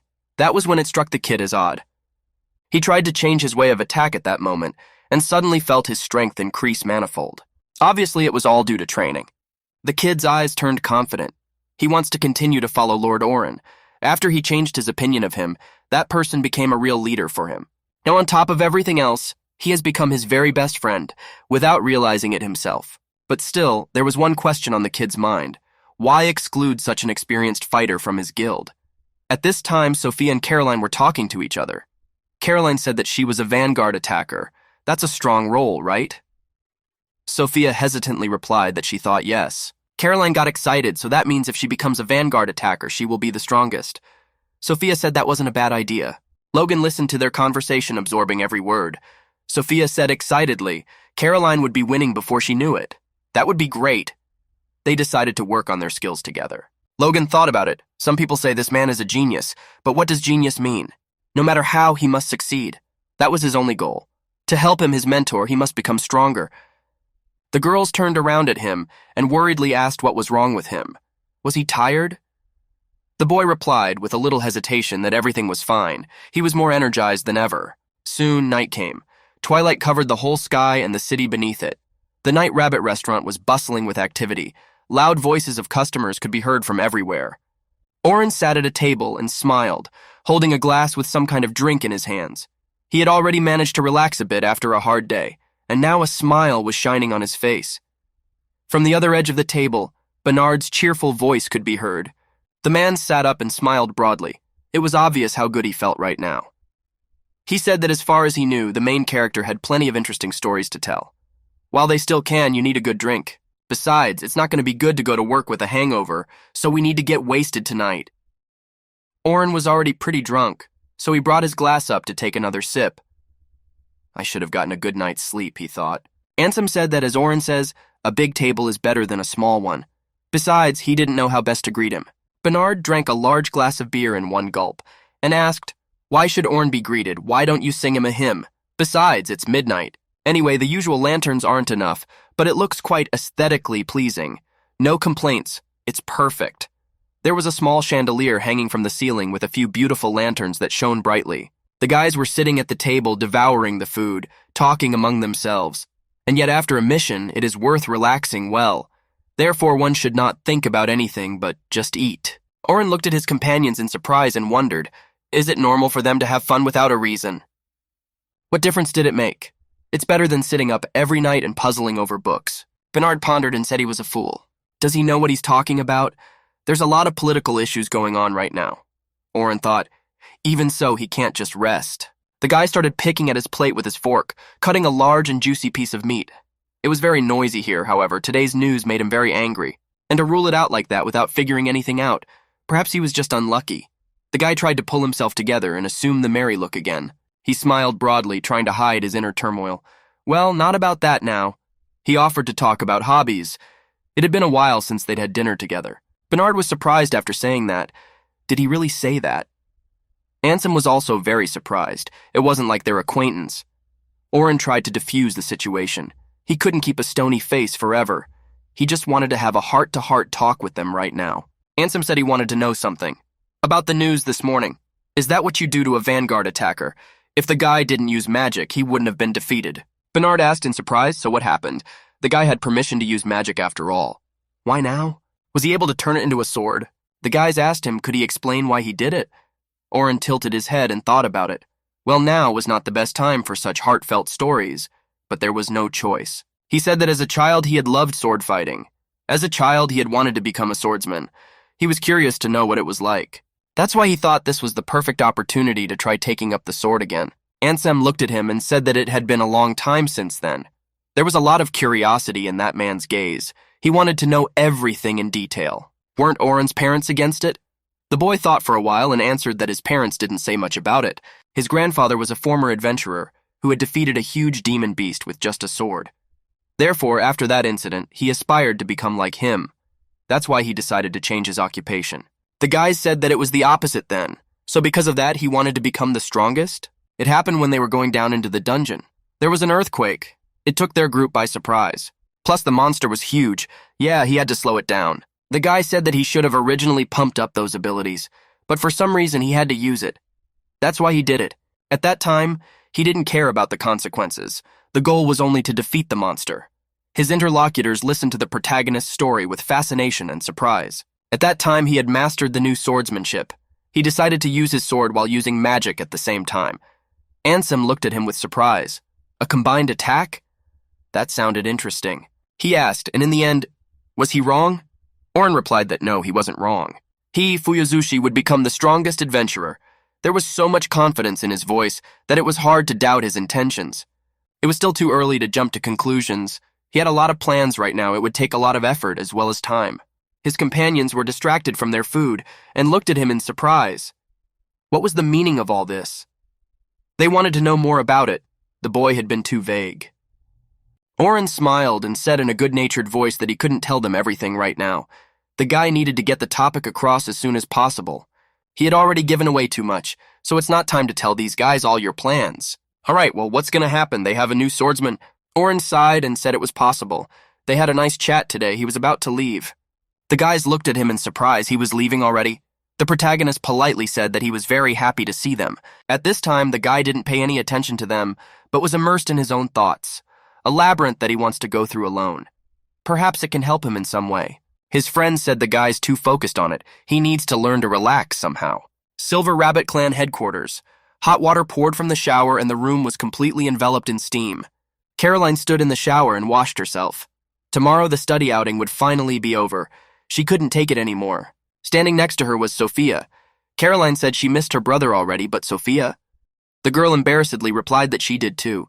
For a second, her face grew sad, so they wouldn't see each other again. Standing in the shower, she wondered what Oren was doing now. Caroline looked at her in surprise. The girl asked, and why is she so worried about this? He's strong, so he'll handle everything. Sophia blushed with embarrassment and said her friend was right. Caroline moved closer to her, which made the girl blush even more. She asked if she could become like Mistress Selma, as strong and beautiful. Sophia embarrassedly replied that, of course she could, she would be even better. But still, the girl couldn't stop being sad. She missed him very much. When would they be able to meet again? The events traveled back in time many years ago. Several people dressed in uniform stood and watched the battle between the two boys. A vortex of magical energy almost completely engulfed them. It was as if they were in some kind of mad dance. Their swords crossed and there was a clang of metal. As I expected, it's Oliver, and he calls himself a hero? It was obvious that Oliver was much stronger than his opponent. They used to call him a genius, but now there were doubts. In the end, Oliver dodged and toppled his opponent to the ground. He won. Oren lay on the ground and looked up at his opponent from below. The teachers watched intently behind each stage of the battle. One of the men exhaled heavily, this genius only in words. Oren lay on the ground, unable to move. He was very weak after this battle and was breathing heavily. He exhaled heavily and said that he had lost, but it didn't seem to upset him in the least. The boy laughed and said that Oliver was very strong.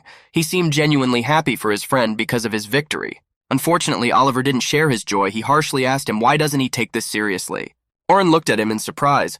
Oliver continued to be angry. It wasn't like he was punching at full strength. No wonder he lost so quickly. The boy was not agreeable. He wanted to fight again. He was sure his opponent had beaten him fair and square. Oliver, in terms of strength, had even beaten him. The end of his power had come. Oliver didn't want to believe it. He said it was all lies. He didn't think he'd won yet. The kid was sure of himself and demanded a rematch. He wanted to prove that Oren was much stronger. Oliver asked him why he said he lost. He's a fool. Time would come and he would take it more seriously. The protagonist looked at him with an uncomprehending look. He did it because this man is his friend. A girl's head leaned over him. She said that the guy was batting well. The girl's eyes were full of joy and friendly love. She looked at him and smiled. The lad got up and sat down beside her. He would not say he fought very well. The girl objected and said he fought well. Wouldn't he believe it? She said she knew what he was really like. He's very strong. She's sure he'll be even stronger in the future. The girl wanted to cheer him up some more, but he interrupted her. He said he knows he's weak. That's why you shouldn't say that. The boy looked down at the ground. The teachers turned their backs on him and walked in the opposite direction. Oliver went with them without even looking back.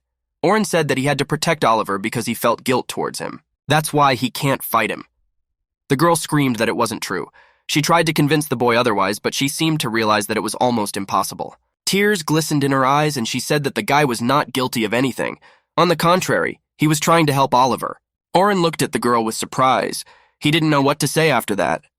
The girl said that they could become stronger, and then they won't have to fight each other. She doesn't want to see her friend saddened. She squeezed her eyes shut and said that wherever he goes, she will always be there for him. That's why she doesn't want him to be sad alone. The boy got up and walked in the opposite direction. The girl tried to stop him, but the guy didn't seem to listen to her. She didn't understand what was happening. She looked at the guy with a surprised look. She thought she heard some sort of pop-up. Oren turned around. Tears were actually glistening in his eyes. She said she was so happy the guy was around. Is he crying?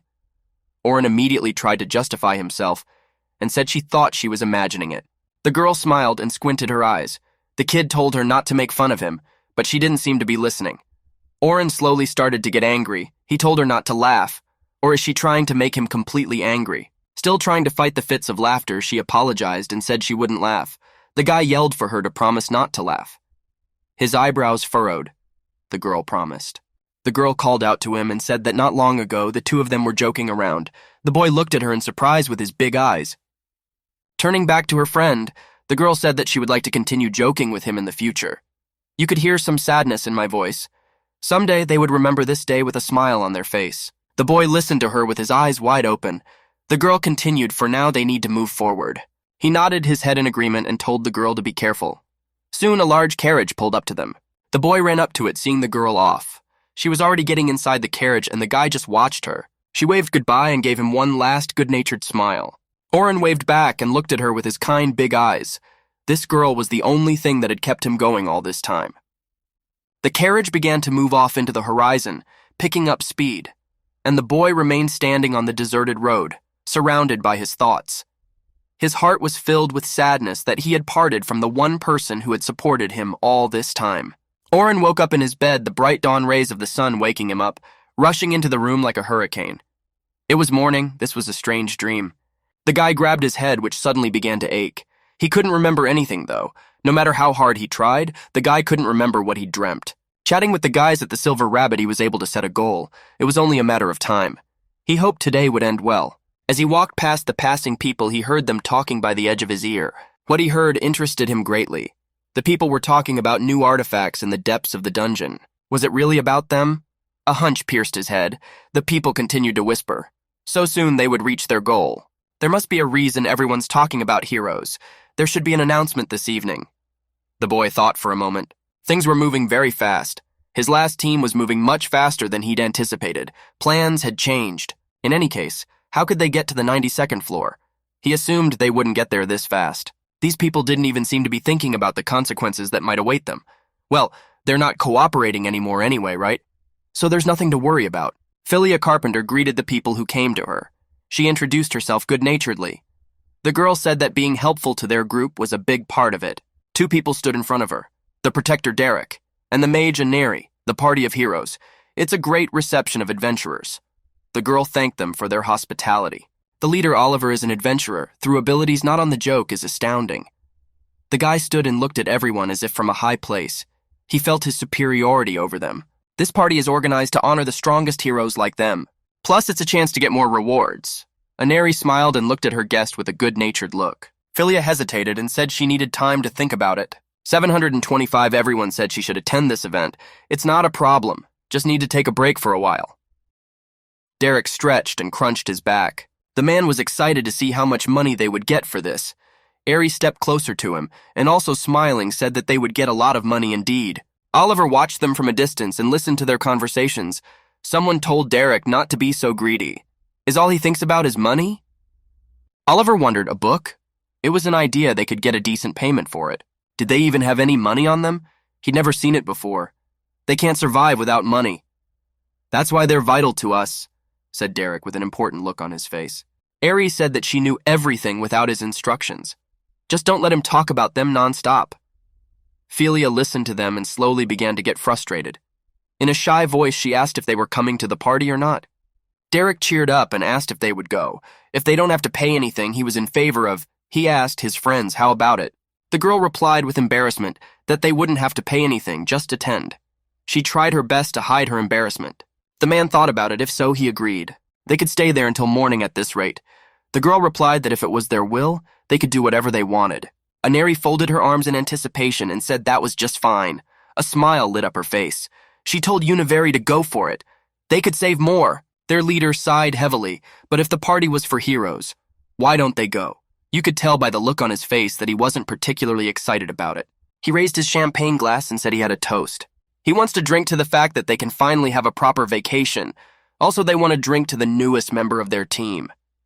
Suddenly, the doors swung open and a panting girl appeared on the doorstep. It was Luna. She apologized heartily for being late. It was obvious that the girl was in a big hurry. The girl was briefly stunned and asked, "She's not on time?"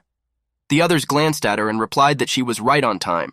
She was still trying to catch her breath. The girl was in a hurry to get to the event, but she didn't see Oren among the others, so he hadn't come.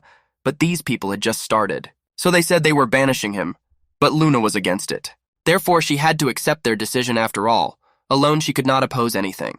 The girl suddenly asked irritably, how can they just have fun like this? It seemed this sweet speech could not be avoided. A rather law-abiding individual. The girl's face turned serious.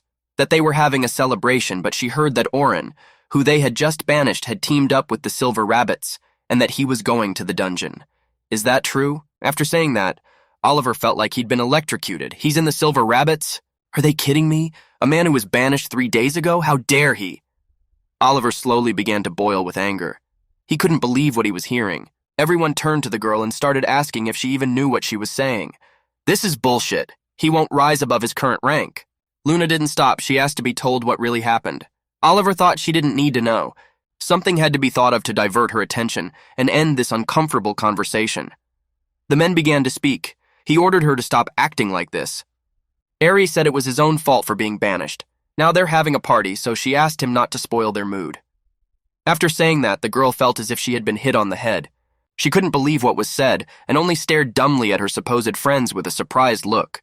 She couldn't believe that these were being said by the very people she had been side by side with all this time. She asked in a trembling voice, did they come here? Let them answer. I think she was starting to get it, so these people set this whole thing up. It would appear so. Derek suddenly intervened in the conversation and asked why she was accusing them so shamelessly. It's the other way around. They were set up. The man furiously tried to justify himself. You could see on his face that he was lying, but he didn't want to admit it. He said that Oren decided to leave on his own. That's why he was expelled. Hearing those words, the girl was shocked for the umpteenth time. She could hardly believe it. She realized that these people were probably lying. So it's true? She looked at them as if she was ready to kill them now. Oliver tried to justify himself. He said that the girl had misunderstood. This man didn't join them because of Oren. Philia intervened in the conversation, and in a shaky voice said that she was a new member of the team. She was pleased to meet them, only she asked them not to get angry. They apologized. Oren probably wouldn't stick around here himself. He'd probably left by now. Did Luna want to see him? Derek suddenly went into a screaming fit. He said all the more reason for them to have a new member of the team. Don't let her ignore her. The girl didn't seem to be listening to him at all, and the guy was furious. Is she even listening to him? Oliver put his hand out in front of his face and told Derek to finally calm down. The man was breathing heavily and couldn't remember himself from anger. In a calm voice, the man asked her, "She realizes that herself, doesn't she? Oren has chosen his own path, and they have no right to stop him either." Almost crying, the girl lowered her eyes and said that it wasn't like that. This man wouldn't leave things so easily. She knows him well, so she doesn't believe he could have done exactly that. After all, they have been through a lot. Besides, this man's abilities are superior to everyone on the team. Her voice made itself cold and calm. She said that without Oren, she saw no point in staying here. Everyone looked at her in surprise. It was obvious from their faces and frowning eyebrows that they were very unhappy that their party had been interrupted. Philia looked at it all with frightened, sad eyes. She did not understand, and thought that she was the cause of such a quarrel. Oliver stepped closer to her. That girl overestimates him. She's too young to realize that. The way I see it, she's impossible to change her mind right now. Aerie suddenly shouted for everyone to finally stop being hysterical. It's about time to come down to earth and face the truth. Her voice was so angry that it was hard to believe that this girl was once good-natured. She asked Luna her whole life would be ruined without this man. It's not like anything has changed. If she didn't like it, then let her just get over it. The girl didn't know what to answer, and only clapped her eyes with helplessness. Even so, her voice trembling, she struggled to keep her cool. Now was not a good time to have fun. Oliver looked at everyone with a serious look. Therefore, there's no need to scandalize and make quarrels right now. Philia looked at them and kept silent all this time. She was afraid to say a word, so as not to be insensitive. Luna looked at everyone with an angry look. She was very disgusted to be in the company of these people now. She hated them with all her heart. Derek couldn't contain himself again, and said that if she had nothing else to say, then let her stay out of their way. Oliver couldn't stand it anymore either, and yelled for him to finally stop. The man started making excuses, saying that he wasn't the one who started it. Luna began to speak quietly. Not all of them. She was so sorry to see them. They were ruining themselves and others at the same time. After saying that, Oliver wondered whether this hike wouldn't be their last. He tried to convince the girl and said that they wouldn't die even if they reached the 90th floor. She asked how could he be so sure. The man was now barely restraining himself from shouting. Naturally, in his teeth, he said that they had overcome all the other floors. Even without Oren, they can do it. That doesn't mean they're weak, on the contrary. Luna asked, "What ability does Philia have? Even with her as a support, what is the probability of victory? That's some bullshit." Oliver looked at her with a surprised look. How long had she been Oren? And for what had she managed to get so attached to him? This wasn't right. The man decided to end this conversation and said in a serious and firm voice that he had already decided everything. His decision was non-negotiable. She continued to stare angrily at him. Right now she hated the whole world. She hummed to herself and said that she understood now. Her voice made itself cold and indifferent. Turning around, she walked towards the exit. The man tried to stop her, but the girl didn't react to his words. Put her head down, she whispered under her breath that it looked like it was over. Oliver stared at her, unable to say a word. That's when Aerie started to freak out. What the hell is she talking about? It's not over. She's just making things worse. Derek was right in her face. It's his own fault for being too bold. Philia approached Oliver and shyly asked, "Is this the Luna who got along well with Mr. Oren?" The man irritably replied that she was. She just needed some rest and alone time right now. The girl said that she felt like she was very upset right now, but she is sure that Luna will be fine. The girl didn't seem to understand anything, but still tried to stay calm. Philia said she understood everything. A smile appeared on the girl's face, because they need to relax a bit too. She handed the guy a glass of champagne and said that there was no need to procrastinate. Let him take it and relax too. The girl whispered under her breath that she was annoyed. It wasn't going to be easy anyway. The guy, as if hearing this, interrogated her. Did she say something? Still smiling the same way, the girl turned around and said, "It's nothing, she just wants to get along with her."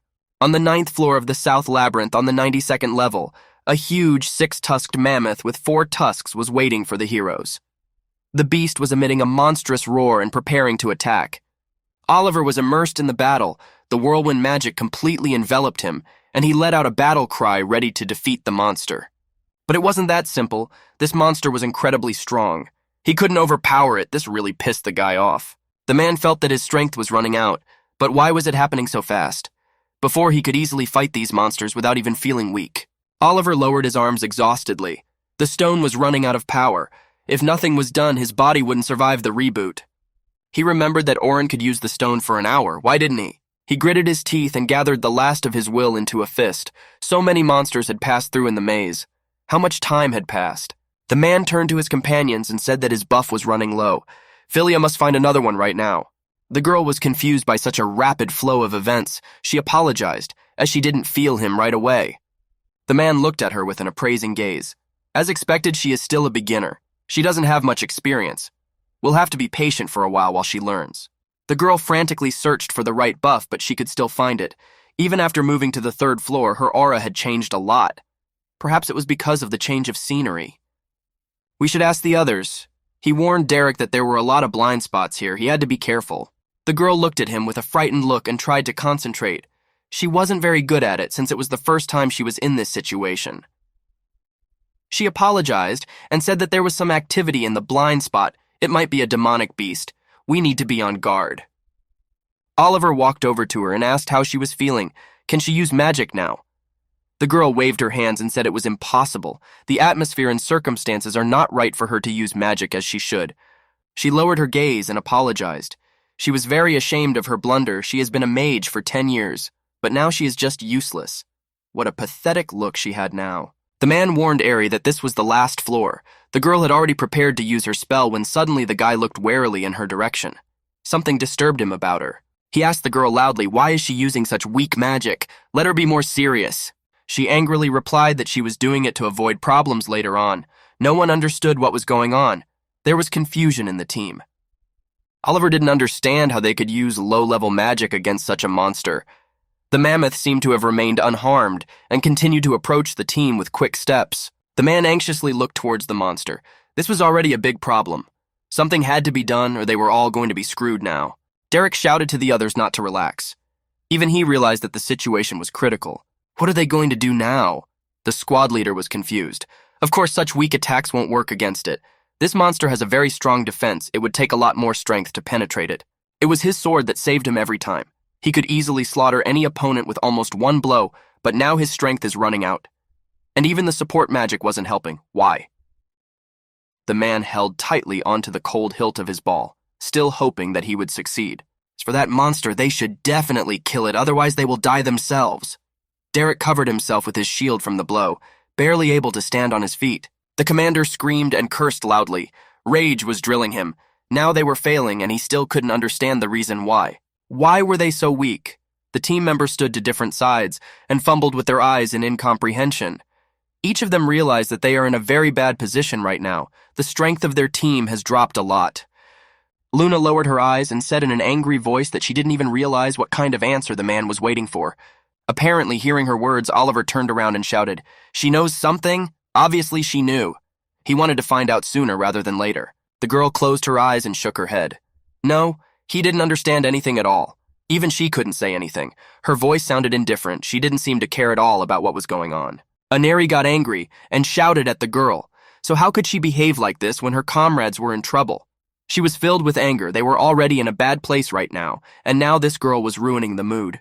With a kind of sarcasm, Luna asked, "Are they comrades?" And there was coldness and indifference in her gaze. Now, she didn't care at all about the current state of affairs after the last conversation. She was really disgusted to be on the team. It sounded unnatural somehow. It couldn't be helped. They stood huddled together, trying to come to some common solution to finally get out of this difficult situation. Luna looked at them indifferently and said in a cold voice that these guys were originally weak. Everyone looked at her with angry eyes. Naturally, they were unpleasant to hear such speeches against them. Suddenly, a rumbling sound was heard from behind the girl. She was almost knocked down by a powerful gust of wind. She opened her eyes in surprise, not realizing what was happening. A dragon-like silhouette soared into the air. What the hell is that? The commander ordered everyone to run for cover immediately. Shit! Black color, huge wings bigger than its torso. The dragon was getting closer and closer. Its huge maw was full of huge, sharp teeth. It was a 92nd level boss. They wouldn't be able to defeat it without damage. In front of them stood a huge black dragon. Its eyes glowed with hellish flames, and its open mouth stuck out many sharp teeth.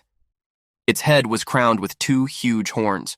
A black dragon, black scales that like tar are almost impervious to any kind of ache. It'll take on a human in a heartbeat. The aura is terrifying. Great tongues of flame were shooting out of the dragon's mouth. Oliver looked at the monster in horror. A black dragon, what is he doing here? The man didn't know what he should do next. He had put his team in charge. She realized they couldn't handle him now. The boss of this floor is a mighty monster. Therefore, it's impossible to defeat the likes of him in close combat, and the boss's range is limited to his location. He can't go outside his territory and attack directly, but still it doesn't take away from the fact that it's still a huge fire-breathing monster that poses a huge danger. Besides, the black dragon is the floor boss of the last 2 levels, therefore it shouldn't be here. They definitely can't win now. They had to save their lives. The situation was getting hotter by the second, especially since he's out of his zone. How is that possible? For the first time in his life, there was genuine horror on Oliver's face. He had never encountered such creatures before. But the man didn't finish his thought. The dragon rushed towards them and roared with such force that its roar threw the whole team far back. This monster was truly invincible now. The friends flew backwards. They couldn't stay on their feet from such a powerful blow. Its strength was so immense that even all of them together, they would not be able to do any damage to it. A single roar knocked them back. Terrifying power. Oliver watched as the monster came closer and closer to them with each passing second. He had to do something, or they would all die here. They didn't understand what was going on. His friends were confused. It was the first time they had ever met such a creature, and to be honest, they couldn't do anything against it. Oliver realized the situation was getting worse by the minute. What's going on here? He couldn't understand anything. In the turmoil, everyone had lost their composure, and now the team was completely fragmented. Just like that, Derek had used all his power against Orn. We should have retreated immediately. The man lost his composure for a second, confused in his thoughts, but he was called back by a loud female scream. There was a real terror in his eyes that he hadn't experienced in a long time. Men were used to being able to handle any monsters in stress, but this was a different situation. Luna shouted that they had no chance of winning. The pair to retreat. We need him to give the order. The girl was frightened right now. She truly feared for her life. Even if they retreated, the dragon would pursue them. Damn it! There was no other way out. The man ran up to Philia and shook the frightened girl by the shoulders. He asked loudly if she could move. The girl tried to pull herself together, and in a stammering voice replied that she could. Great! The guy told her to be his support. He would fight him. The girl nodded understandingly. The girl used a power increase spell on him. The man immediately felt his stats increase with each time. He smiled and clenched his fist.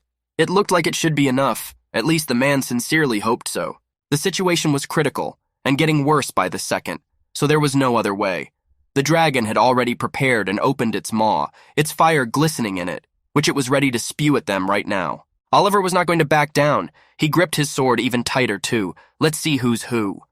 There was incredible confidence in the man's eyes. His sword glowed with magical infusion. After a second, he used a magic convergence spell. The girl looked at everything that was happening in surprise. She didn't realize what was happening. Oliver's ball lit up with light. This is an unusual ability possessed by Oliver himself. Everyone watched in amazement and waited for further events to unfold. So they could win? There was hope in the girl's voice. The chance of victory is high because he gets rid of monsters with this power. Originally, there was no need to use it. It's a golden flash, harboring immense power. The man was so overflowing with magical energy that his body itself began to glow with a bright golden color. His face was transformed, reflecting an incredible confidence in his abilities. That's right, this is his main trump card. The man swung the ball and released a burst of incredible power towards the huge dragon. He hoped that at least this spell would be able to slay this infernal creature, otherwise, they had no other choice. After he finished applying his spell, Oliver looked towards the dragon with a haughty look. He was almost completely sure that this most powerful attack would be able to bring down this creature after all. Without its wings, the black dragon wasn't as agile. Now it couldn't keep up with them. They can finally retreat. The man ordered everyone to move forward immediately. Suddenly something happened that made his heart skip a beat. He turned back and saw that the dragon remained completely unharmed. What the hell? A look appeared on the guy's face. There isn't a scratch on him. Philia screamed at him to be careful. She released her spell by concentrating all her power in her hand. The other guys just watched with eyes full of horror. There was nothing they could do. If even their leader couldn't defeat the monster, they were now completely powerless. The heroes froze without being able to say a word. They just silently watched as their death inevitably approached them closer and closer. They were almost resigned to the fact that their end was coming. Oliver was completely exhausted. This spell required an incredible concentration of magic. Now he just stared at the dragon with an uncomprehending gaze and clenched his teeth. His skill didn't work. The dragon was gathering all his strength together to slay these insolent people who dared to disturb his peace. It seemed that it had even increased in size now. Oliver was still trying to move away from shock when suddenly the girl's voice brought him out of his stupor. He turned around to the girl. It was Luna. The man's voice trembled. He looked at her with eyes full of terror. Now he was ready to fall through the ground just not to see this nightmare. In a colorless voice, he asked, "What should they do?" The girl asked sternly, "Isn't it the leader's job to decide what they should do?" She moved closer to the guy and slapped him. The girl yelled for him to finally pull himself together. Oliver looked at her with a discouraged look, still unable to get his thoughts in order. They didn't seem to have any other choice. The girl's voice sounded doomed. "We need to use the fickle door." However, the movement point is chosen to be a random room with the boss the same. Questionable procedure, but still, it's worth a try. They didn't have much of a choice. A room with a different boss, but at least they could get away from the black dragon. Oliver imperceptibly began to stammer to himself. He told the girl that she was right. They had no choice. He tried to make his voice as serious as possible to get the others' attention. He said that now they would use this door. As soon as they do, there will be a warp of space. Everyone needs to jump in there. Everyone readily responded. It was very frustrating for him to admit it, but this time they had lost. But at least the main concern now was preserving their own lives. The dragon suddenly dodged and soared into the air, kicking up clouds of dust behind it. Damn it, he blocked their path. Oliver glared at him with anger. The black dragon hadn't been so smart before.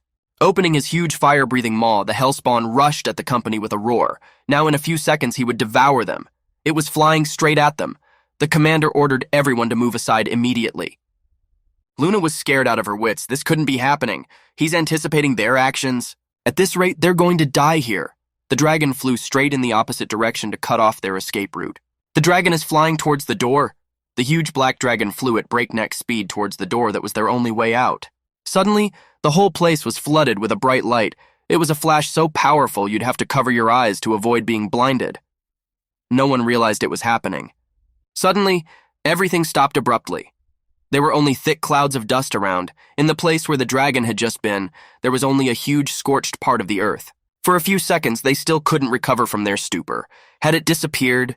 A Narian said that if they were saved, it was very good. Luna got angry and asked her, how can she say that? Does she even know what that means?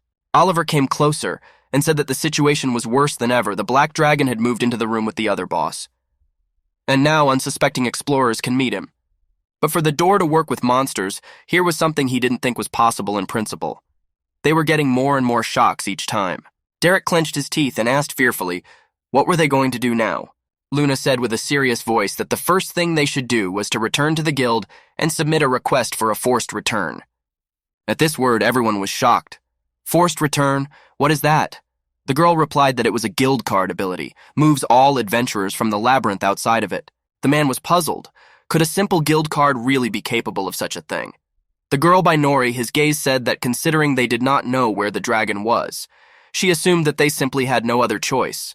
Oliver gritted his teeth and angrily said that they would probably get a not small fine for this. But they were in no position to think about that now. Having finished their musings, the whole company moved towards the exit. They ran swiftly through the great and southern maze, down the corridor of the 92nd floor. They didn't have much time to get out and save their lives. Oliver was running ahead. Suddenly, a woman's voice called out to him. It was Luna. She wanted to talk about the way forward. They have an obligation to find and kill the Black Dragon. But with the current lineup, they can't do it, so... The girl hesitated. In a confident voice, she said that they must get Orin back and comb through every room with the boss. Hearing this, the faces of everyone in the group lit up with surprise and incomprehension. They hadn't wanted to accept Orin back all this time, and now they were faced with a choice. Everyone started asking the girl, would she want to replace Philia with Orin? What was she joking about? The girl was completely serious. They did a terrible thing to him, so it's a shame to ask him for help. But I can manage without him. Their strength was too unequal. He should be together with the silver rabbits in the maze today. Once everyone is teleported to the surface, she'll try to convince him. Derek told her to wait a second. He rudely asked, why the hell do they even want him? There's no such thing. It's just not their day. Skills have nothing to do with it. He tried to talk himself out of it. The girl asked, and he still believes that? Does he remember what she was talking about before the Black Dragon appeared, about the decline of their group? I don't think the boy could remember that. It's always been like this. Nothing's changed. The girl almost cried while saying those words. It was very difficult for her to gather her thoughts in such a critical situation. Yeah, what did she think was the matter? She had seen for herself even the heavenly flare didn't cause any damage to the creature. Why did she think Oliver's strongest skill didn't work? The girl calmly replied that the answer was quite simple. They didn't have Orn with them together. That was why their group had become so weak. They kept running upwards towards the exit of the dungeon. The amplification was weak, so the flash was good for nothing. It could be said that they now saw the real power of Oliver's skill. After saying that, the man became even more furious. The amplification is weak? Is she kidding? His eyes were bloodshot with anger. He himself didn't want to believe that he was so weak, but he couldn't deny it either. To strengthen Oliver's defense, Derek's attack, and Ares' magical power, Oren had created his own unique spells. Oliver looked at her over his shoulder. The girl asked, did he even know how support magic worked? The guy replied that the power of the boost depends on the spell, and the duration of the buff depends on who the effect is cast on, right? On average, the duration of the effect is 3 minutes. After that time, the caster should just renew the buffs. The girl asked if she was right. Philia replied that she was correct, except... The girl seemed to falter, trying to find the right words. It was very hard for her to admit her awkwardness. The reinforcement couldn't last even 2 minutes, because all the members of the squad had magic resistance an order of magnitude higher than normal, especially Oliver's. The buff is barely enough for a minute. The guy's freaking out, and she couldn't tell before. Wait a second. Oliver was also right in his own way. Philia's skills alone were better, the girl agreed. However, under the condition that Oren would use the same reinforcement principles as everyone else. But it wasn't that simple. The man asked her what did she mean by that. A look of bewilderment appeared on his face. The girl continued to speak with her head down. Oren was well aware that his skills were at times incoming to the skills of other Chilers. Therefore, in order not to be inferior to them and to make up for this shortcoming, he developed some unique spells while he was practicing. Their squad leader was starting to get the message. Wait a minute, those spells were the reason. It's because of these spells that he's no match for the other Chillers. But the girl said that the boy had surpassed them many times over. Thanks to his new skills, he was able to raise the amplification effect by 50 times. Oliver was shocked. 50 times? He couldn't believe what he was hearing. Could it be that the guy they had recently expelled from the group was that strong? Philia shouted that it was impossible. They said that even Selma, who was dubbed as the strongest chiller on the continent, couldn't even apply 10 times the amplification. Luna said they may not believe her, but it's true. This effect doesn't last even a second, but Oren successfully used those buffs in real combat. Olivera turned to her and began to speak in a shaky voice. So she means to say that his skill and his power is a credit to Oren? In a confident voice, the girl stated that it was. Oliver and Ares' success lay in the unique spell that Oren had invented. Oliver combined with support magic, greatly reducing the time it took to activate his powers. Because of this, his magic was so crushing.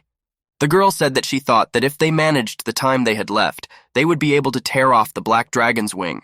Now the girl turned to Ari and said that she too had mistaken the Wren's support magic for her own power. Most likely, she could no longer use high-end magic that required a lot of time and concentration. The girl couldn't believe what she was hearing. What? That means it's not worth removing the buff. Luna replied that their group was already at level 86 when she first joined. Convenient, isn't it? And yet, Oren had tried to talk her into taking the middle level, but hadn't she just refused because it was too much of a hassle? The girl remembered those very events and clenched her teeth in anger. It had happened after all, but she hadn't wanted to admit that fact all this time. Derek asked, coming out that his attack was also amplified by him. He didn't seem to believe everything that was going on either. Moreover, when the time of the buff expires, even though the equipment and magic is amplified multiple times by his spell, there is no feeling of heaviness in the body. Surprisingly, it even surpassed the support magic. It had finally dawned on all of them what a monstrous mistake they had made in banishing this man from their group. But now, they had no choice but to escape and flee. Luna looked at them all with a stern look. She said that she realized that she was saying the same thing for the 100th time, but now did they understand why she was adamantly against Oren's exclusion? Now Oliver understood. He clenched his teeth in helplessness. He had made a terrible mistake. Several other units were standing at the entrance to the dungeon, and they seemed to have noticed someone running out of the cave at a breakneck pace. It was a group of heroes. Several people were running away from the dungeon as if they saw their deaths there, although it turned out to be true. An unfamiliar man said that he had only heard this morning that these people were going to the deep dungeon with a new healer. And already they're coming back so fast. Looks like their new team member is incredibly good, which is to be expected of heroes. That's level 94 passed. Well, of course they're rank S, and the monsters of the deep are the most dangerous. That was really cool. They're incredibly brave. Praise could be heard from everywhere. But the faces of the heroes were clouded with grief. No one knew that they could not overcome this floor. Oliver listened to all this, and boiled with anger, he swore in his head. Can he be called a hero after this? Because they couldn't overcome the floor, all the explorers are now in great danger. They have no right to be called heroes now. This is the greatest disgrace to their clan, after they let the black dragon escape without a scratch. Oliver agonized at the thought of having to solve this problem as soon as possible to speak out. He had finally realized that they couldn't do it without Orin. Hours before, the entrance to the Great and Southern Labyrinth, Guy stood near the entrance to the cave and thoughtfully surveyed his surroundings. He had a very bad feeling about this sortie. The last shadows of exploration. Today it would be over. He was with his team in the Great and Southern Maze on the 36th level. Today, on this sortie, they would have to go from level 36 to level 50. Reaching at 51st, they will return back with the help of a transitional crystal. As before, difficult magic for newcomers and boss battles are the responsibility of the leaders. It won't take much time. But something is keeping him on his toes. But then, it was as if something struck the guy. He remembered something very important. Maybe it was the look in his eyes. He remembered the look that Team 10's Logan Hayward gave him. But he got distracted. Okay, there were much more important things to do right now. He beckoned Caroline over to him. The girl turned to him and smiled and asked what was wrong. This girl turned out to have always been very cheerful. The protagonist said that he would like to eat to give advice for the future. Hearing this, the girl with interest began to ask, what advice? She kept repeating the word. The guy started talking in a serious voice. During yesterday's battle, she tried to kill the enemy herself, didn't she? So that's not the role of a protector. She only needs to attract the enemy's attention and let her leave the rest to her allies. The girl became embarrassed and faded her gaze. She remembered the incident and felt a little ashamed. But then it would be hard on the others. The girl's voice sounded with a kind of pity. She clenched her hand into a fist and said in a confident tone that this was why she always went to the front lines to fight. Her eyes burned with determination, and her mouth spread into a radiant smile. The girl asked if there were any techniques to make it easier to fight solo. The guy looked at her with a serious look. He said that always relying on herself was not an option, because there might be dangers she couldn't handle alone. From now on, let her try to work together with the team. He had heard from Selma that even Albert, the former ace of the Silver Rabbit, relied on his allies, and this man was much stronger than her. According to Selma, his absence had weakened the Silver Rabbit considerably, and because of that, they had to relinquish their lead of the hero group. The black dragons that are in the depths of the labyrinth are dangerous even to the heroes. In the worst-case scenario, someone could die while fighting it, like Albert. It's Caroline's fault for missing the eyes. But after all, he died covering for his partner who was supposed to be protecting him. That's why she doesn't see the need to keep anyone under for herself. If only she fights on the front lines, the others will be safe. The protagonist sighed heavily. This girl was hard to change her mind. He noticed the look on her face change.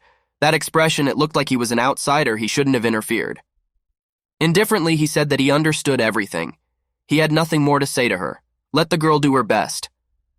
Caroline smiled her broad smile cheerfully and nodded affirmatively. She was, at this moment, ready to fight any difficulty points. Soon they began the trek into the maze. It was going to take effort today. Sophia suddenly turned back around and looked at him with a frightened look. The boy asked, "What happened to her?" The girl shyly said she wanted to ask him something. Her voice trembled with embarrassment again. What skills does she lack? What should she do to become stronger? The boy looked into her deep eyes with surprise. He walked closer to her and said that for starters, he wants to know how she understands magic. Let her try to explain. The girl nodded her head. She still shyly said that first of all, the power that allows you to control the air and cause various reactions to interact with the world around you is called magic. Originally, only demonic beasts possessed magic, so magic techniques were developed against them. With the help of magic techniques, people who can't possess magic cause reactions close to it. The guy listened to her attentively. In general, this girl answered correctly. But to be more precise, a technique is the process of turning magic power into a phenomenon. In other words, magic technique and magic are the same thing. But some people are rather confused by this. The point is this. I see. The guy asked, what about the activation of magic? There are 2 stages to activation, the building of the technique and the infusion of magical power. The boy praised her and said he could see that she was good at magic. The girl was very happy that her idol praised her. The guy said that in that case, he would teach her higher-level magic techniques. Hearing this, the girl seemed to light up with happiness. Her eyes glistened, and she started begging the guy to teach her. Great and Southern Labyrinth, 40th level. The protagonist continued to explain to the girl the essence of a higher technique. It was called parallel unification. Sophia listened to her friend's story with interest. He continued, "It is similar to making sentences out of words, meaning it combines several techniques at the same time. It would not be an exaggeration to call it essential for advanced mages." The girl began to think over everything she had heard. Several techniques at the same time. Sounds complicated. She doubted if she could do it. "If you try hard enough, it could redo anyone," Oren said confidently. Earlier, Logan had used a similar technique too. Some people can combine up to 10 techniques at the same time. Hearing about the 10 techniques, the girl was horrified. It was incredibly difficult after all. But why was the knowledge of parallel combining so important? She looked at the guy with interest. There are 4 types of magic: beginning, intermediate, advanced, special. Though special level magic was used at high levels. But there are also many demons at low levels that can't be killed using just one technique. Even if repeating a technique takes time to activate, at that moment, the mage is most vulnerable. When the construction of one magical technique is half completed, the construction of another technique begins at the same time.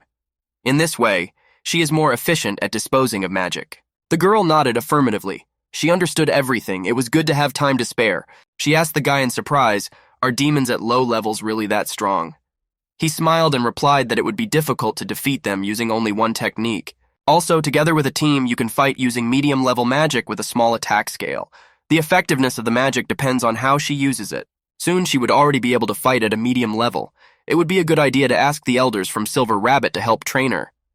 The guy looked at his student with a smile. He thinks Selma would be happy to take on the task. Sophia thought of her sister and realized that she would definitely help her with it. Stuttering a little, the girl said that Oren was more suited for the role of teacher. It was clear from her voice that she really wanted the guy to keep teaching her. Apparated, did she really think so? The girl started to stutter and only nodded her head in the affirmative. She turned back to the guy and asked in a sad voice, or did he still mind? There was still hope in her eyes that he would agree. He wondered if he could train her, but the image of an angry Selma popped into his mind, and she was definitely not going to let him do it. She wouldn't take a step away from her little sister. But the boy tried to push such thoughts away from him and said that he hoped Selma would let him do it. Sophia heard this and was very happy. She was literally jumping with happiness. The girl said that her sister was kind to her, so it was all right. Sophia has a very good opinion of her sister. She loves her very much. Some time passed and they looked like they had come to the boss's territory. In front of them stood a huge humanoid monster, but he had a lot of hair on his head, and instead of 2 arms, he had 4 arms. He looked like a vampire and a giant. He had a huge club in his hands. Level 40, boss territory. Beginners are safe. They can start at any time. Selma was very serious. She approached her wards and said that this was their first battle together. Let them act according to their roles. Bernard and Ansem turned to Oren and told him to take care of them. The guy assured them that they could rely on him, and there was nothing to worry about. He's a support this time. He'll do his best. They'd be done in seconds. 2 heads peeked out from behind a nearby rock. They were girls. The guy turned to them and told them not to come out of there until the battle was over. The girls nodded to them and continued to stare with eyes burning with wonder and delight. It was an amazing power. Their fights with the enemies were completely different. It was as if they had reached a whole new level. The 2 defenders distract the boss by absorbing damage. They cover themselves from the monster's attacks with huge shields and attack with sharp swords. Oren does his part in the rear. The 3 attack the lower limbs while the upper body is attacked by her sister and Ketty with magic. Sophia watched it all from the side, hiding behind a large rock. It was perfect for the first battle.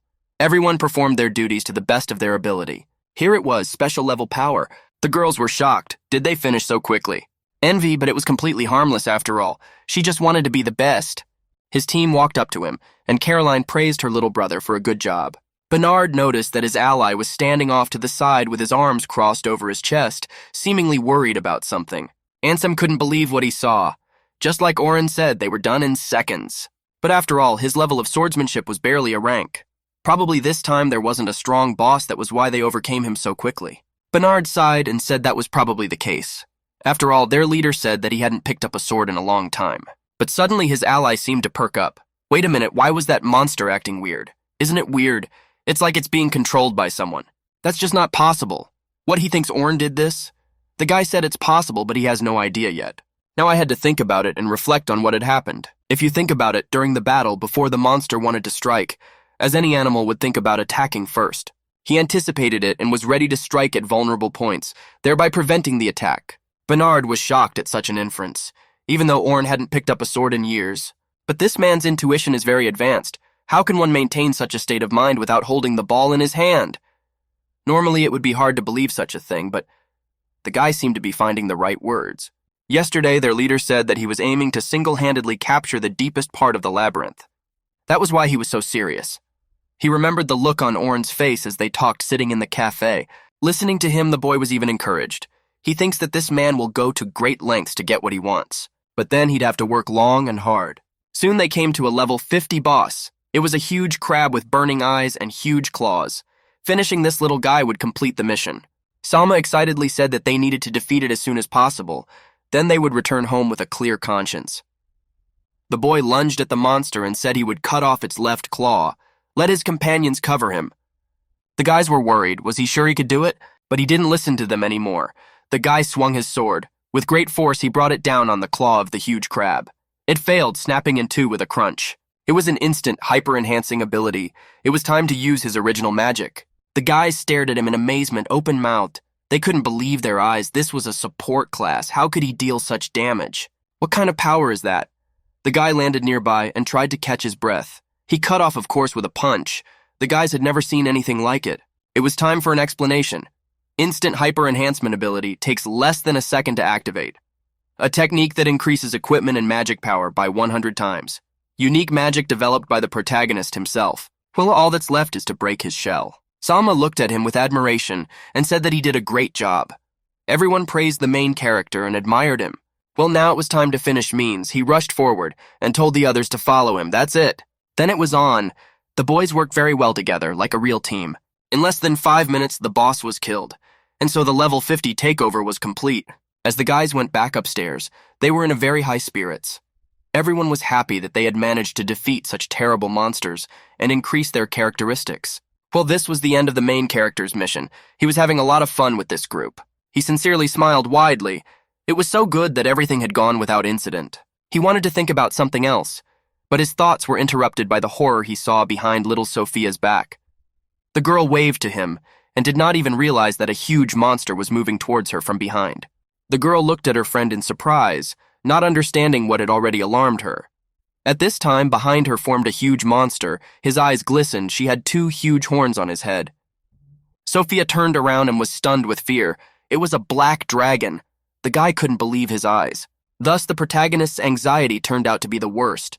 The dragon roared Razinu in his huge, toothy mouth, and with great speed approached the protagonists and was about ready to devour them. Having conquered the boss of the 50th level, all the explorers were satisfied, but suddenly space distorted, and he appeared, breathing flames and spewing monstrous sounds from its mouth. Because of the heroes' group's mistake, this creature had moved here, for there was no way it could be on this floor. It was a tyrant who, in the blink of an eye, would take the lives of the explorers of the depths. His name was the Black Dragon. Selma looked at the monster in horror. Its aura. Is it a black dragon? But why is this creature here? The faces of the explorers first covered with a mask of surprise and then horror. They finally realized what danger now awaited them. The mountain dragon opened its huge maw and spewed out a huge column of flame. Selma looked directly at the beast. It was disgusting. She should have given the order now. Her body wouldn't obey. She wasn't the only one. Everyone was really scared. The dragon raised its huge head upwards and started breathing fire. What are they going to do now? The girl tried her best to move, but she couldn't. Suddenly, there was a deafening shout from Orrin. He turned to the leaders. His eyes burned with madness and determination. He shouted that the newcomers must be protected. His cry echoed throughout the cave, even drowning out the dragon's roar. This shout was meant to bring everyone present out of their stupor. This man is the only one who is still sane. It's probably because it's not the first time he's faced such danger. Selma thought that this guy was right. She needs to be brave. Let's go. She ordered Katie to create a barrier.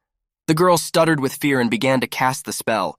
The boys put their shields forward. They would have to do well to hold off the attack of such a monster. Ansem and Bernard took a defensive stance, putting their powerful shields forward and prepared to take the monster's attack. They had to repel the dragon's attack.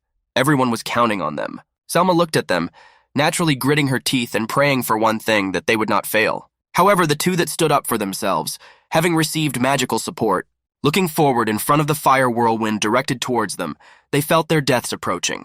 The protagonist instantly used his crowning spell, instant mega ability increase. Suddenly, These noticed that her magic barrier was sparkling. They prepared, outgrouped all together to take this monstrous blow. There was fear and determination on their faces at the same time. They realized that if anything happened, they would simply die. Soon it was over. The blow had been contained. A huge cloud of smoke formed around the group of explorers. Everyone stood and tried to catch their breath. It was a truly horrible attack which they had managed to hold off with their combined efforts. The guys in front were ready to die, but a miracle happened. The only question that remained was, why is a 94-level dragon here? Besides, there's not much room for deep monsters to move around. Perhaps their habitat has increased. But even so, this is too much for a black dragon. There was no way it could be here. The boy wondered what had happened that this huge creature that only inhabited the lower high levels was here. Orin looked at him with eyes full of rage, and how would they get out of here alive? And he immediately had to think of something to save his group. Suddenly he shifted his gaze to the teleportation crystal, and if they hurried, they would still be able to run to it and get out.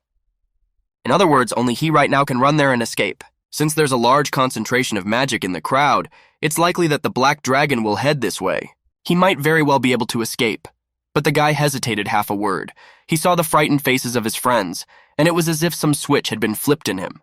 No way, we have to fight the black dragon. He couldn't back down, or he had no right to be called a seeker. His job was only to bring these newbie explorers up to level 51. But he realized that he couldn't just abandon them now. He had to save them all. To save all of them, the only thing left to do was to fight and win. He simply had no other choice. The guy took a ball in both hands and began to charge them with his magic to strengthen his future attack. Clutching the cold hilt of his swords tightly in his hands, he thrust them forward and rushed headlong towards the monster. At that moment, someone tried to call out to him, but he didn't listen to them. All he was thinking about was how to kill this nightmare creature and save everyone. In his eyes glittered determination and the desire to win. Everyone watched in horror as the events unfolded. Was he throwing a spare sword at his eye? But it would fly off the Dragon Age like that. He waited for the black dragon's eyes to close so that he needed to attack from the air. The guy applied an instant hyper-entrainment ability.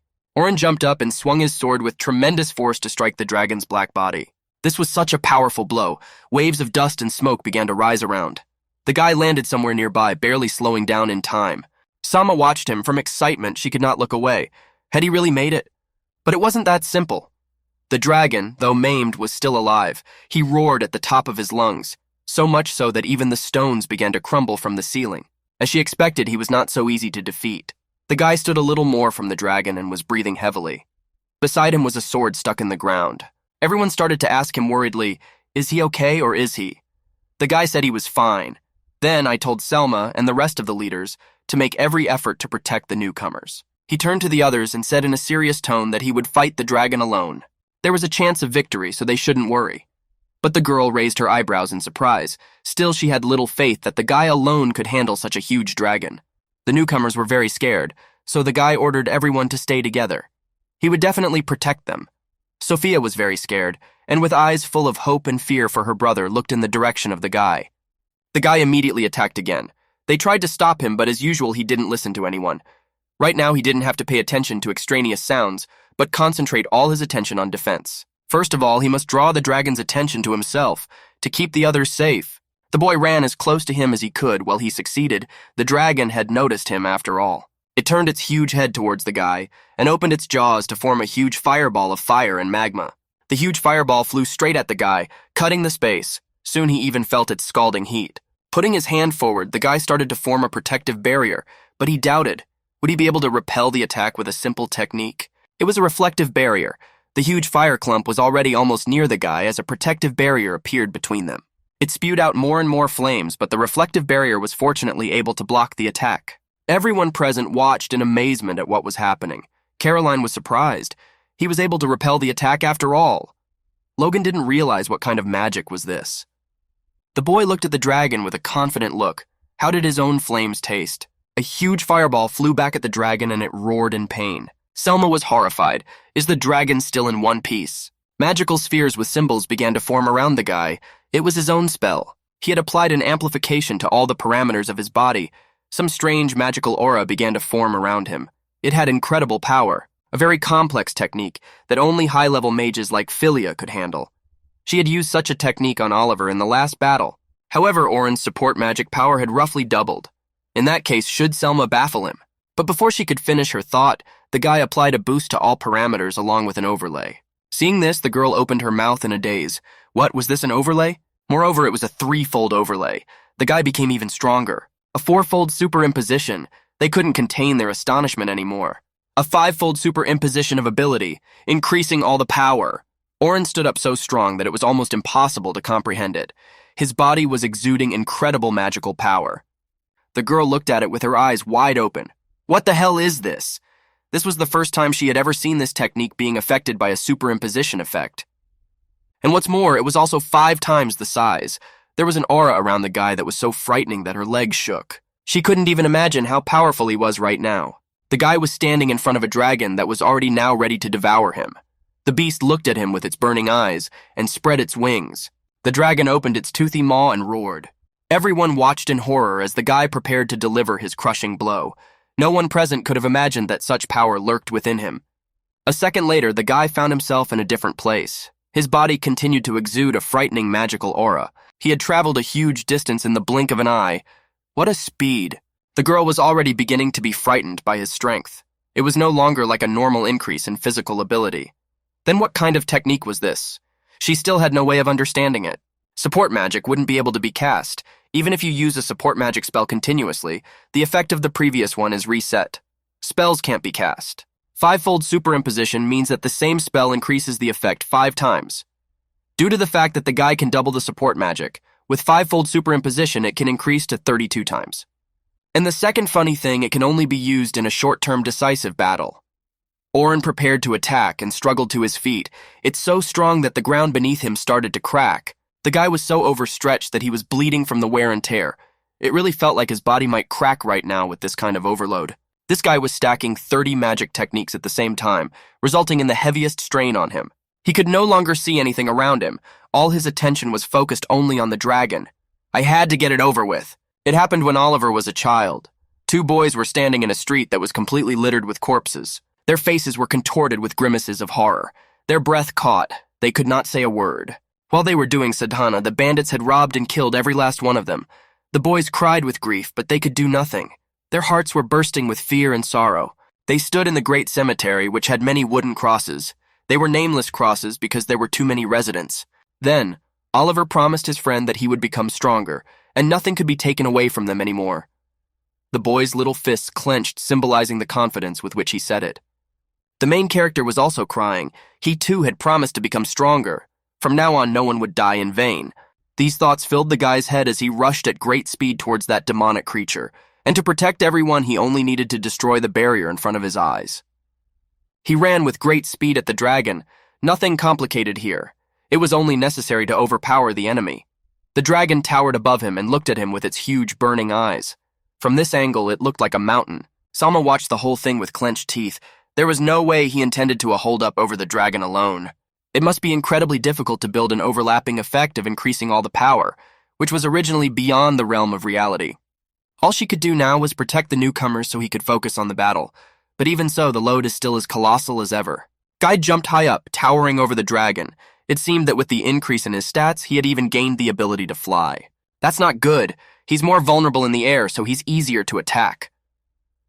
The girl watched the guy analyzing his every move, but there was no way the guy was going to retreat back. He put his hands forward using another spell. Each time the girl was surprised more and more. What was he up to? Some sort of dark substance suddenly appeared beneath him. The guy exhaled and landed on it to push off and betray himself. Was it an aerial prop? The man stared at him in amazement. The girl couldn't believe her eyes. Was this all the work of Oren? Even she had never seen such a thing, even given her combat experience. This was Oren's magic too. Magical concentration, only he and Oliver can use it. It's all about collecting and materializing magic. The difference is that Oliver uses it as an attacker, but it has a very wide range of uses. If you unleash this magic, it can be used to move through the air.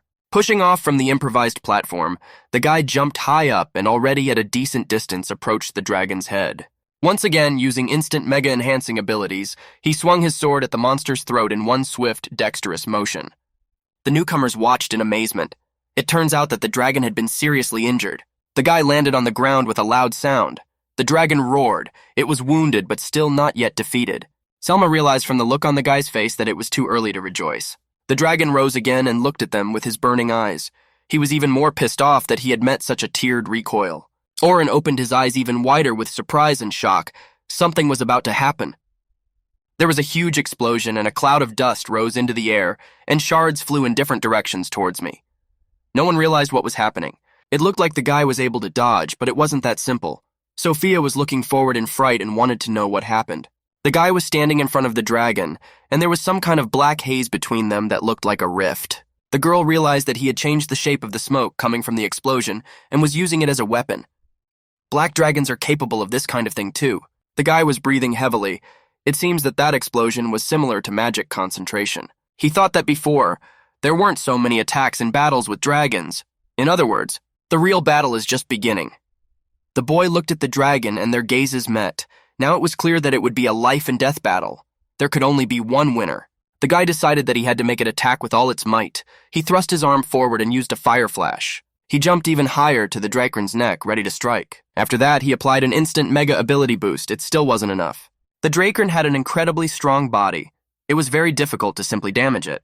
The dragon roared and prepared to once again curve tongues of flame from its mouth. It was very angry, and now it was ready to destroy all living things in its path. The boy squinted. The speed of the attack had increased dramatically. He couldn't dodge.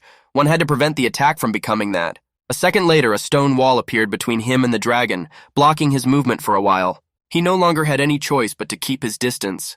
The boy bounced to the side, dodging the creature's attacks. The dragon was still able to break free, and in one move it shattered the entire stone wall. Huge shards of stone flew down. The guy was shocked. He was able to destroy a stone wall? He put up a reflective barrier to protect himself from the shards flying at him. A wall of magical energy immediately appeared in front of him, reflecting all the attacks flying at him. This saved the guy's life. He sighed heavily, the technique of the original magic reflecting the attacks. He was at this moment unspeakably glad that he had it. The newcomers stood aside. They were watching the outcome of the battle, but it was deadly dangerous to approach. They had to keep a long distance away so they wouldn't get hit by the attacks.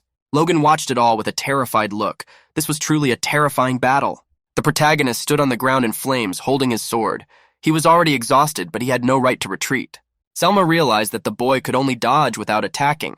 What should she do? There were fewer and fewer options. The guy started to remember.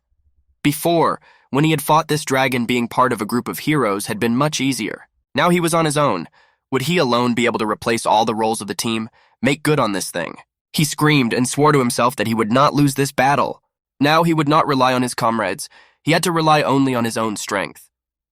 The boy's eyes were blazing with rage. His body was strained to the limit. Now he would defeat this dragon on his own. Once again, he rushed towards the monster with tremendous speed. It was so huge that the air around him shrank. Action had to be taken now. The guy jumped up on his platform and prepared to attack. A dragon is very vulnerable during an attack. Guy became the bait and yet manages to dodge all the attacks, to keep them safe.